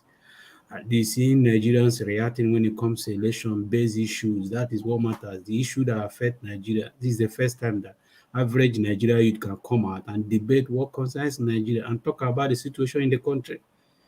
This is the first time. It's not like as usual before, Like I said before in the morning, this is the first time Nigeria can come out and look at how politicians have been moving during this election campaign. These are the first time Nigeria can come out and use their own money to campaign for election, not the other way around, politicians giving money. Nigerians are giving money to their own fellow Nigerians. So I think it's a welcome idea, and all thanks to Peter Obi. If not Peter Obi being in this election system, I don't think the election will be like as Dino used to be working in the street of Abuja carrying corn. That will be the election will be here. They won't be debating on the issue that matters Nigerians, the affairs of Nigeria. They will be debating on how to drink tea or how to go to school and they sit with people in the school, and that is the only thing they'll be talking about. So, Exactly. but this time, the election have changed. You have to come on now. People are even scared of coming to debate, and you don't have to. You won't run away from it. If you run away from people, will call you out. You have to come out. But before, nobody's going to question you. Nobody's going to even question you. But this time around, we are questioning people. You have to tell us. Not all. You can write a manifesto, write everything you want to write. We want to know how are you going to do it. How are you going to do it? Not by telling us everything. You can write all the whole manifesto, 82 pages. We don't care about that. We just want you to come and tell us how are you going to. You want to become our president? We have to interview you. Look at what Peter Obi did yesterday. Even he just set example. He's been setting example for one way or another. What as we are sitting down, he stand up and said, "Interview me because I'm the one coming for an interview. So you have to interview me." That was an excellent what Peter Obi did yesterday. So it's an example. He didn't by example. That is what a leader is. He did by example. So for me, I think Brother Alex have said everything I want to say. So I have to Thank give you. back to the party. Thank you so much. Thank you so much, Mr. Collins. Not be small. Don Jazz is supposed to sign Mr. Alex today for that, but doing just drop for us. Anyways, guys, we've come to the end of today's broadcast. I say a very big thank you to everyone who has participated today. God bless you all for coming out here to lend your voice to what we do. Easy for you guys to come out the way you do to lend your voice to what we are doing here. God never will continue to the blessing now. Our efforts no will be in vain. I sincerely do appreciate every one of you, the viewers, the commenters, for always making the comment section interactive and lively. I appreciate you guys. The panelists, thank you so much for lending your voice, for educating us, for talking to us. Thank you so much. Thank you, guys. I cannot ever, if I cannot keep saying thank you, I will always keep saying thank you, because I am super grateful for everything you guys have been doing. And to all those who have been supporting us financially, either by super chatting us or by sending us a direct transfer, thank you guys so much. Like I always say, a lot of financial responsibilities goes into making this reality every single day. So thank you for your support. We do appreciate every one of you. God will continue to be blessing. Our effort not will be in vain. And at the end of it all, the Almighty will crown all of our efforts with success. Thank you all so much. I remain your girl, Kachi. Please join us tomorrow, 10 a.m. Nigerian time, for our newspaper headline reviews, and by 5 p.m. tomorrow for our discussion, just like what we just finished having right now. Thank you guys so much. This is me saying bye. Ciao, ciao. Bisous, bisous. Bye, guys.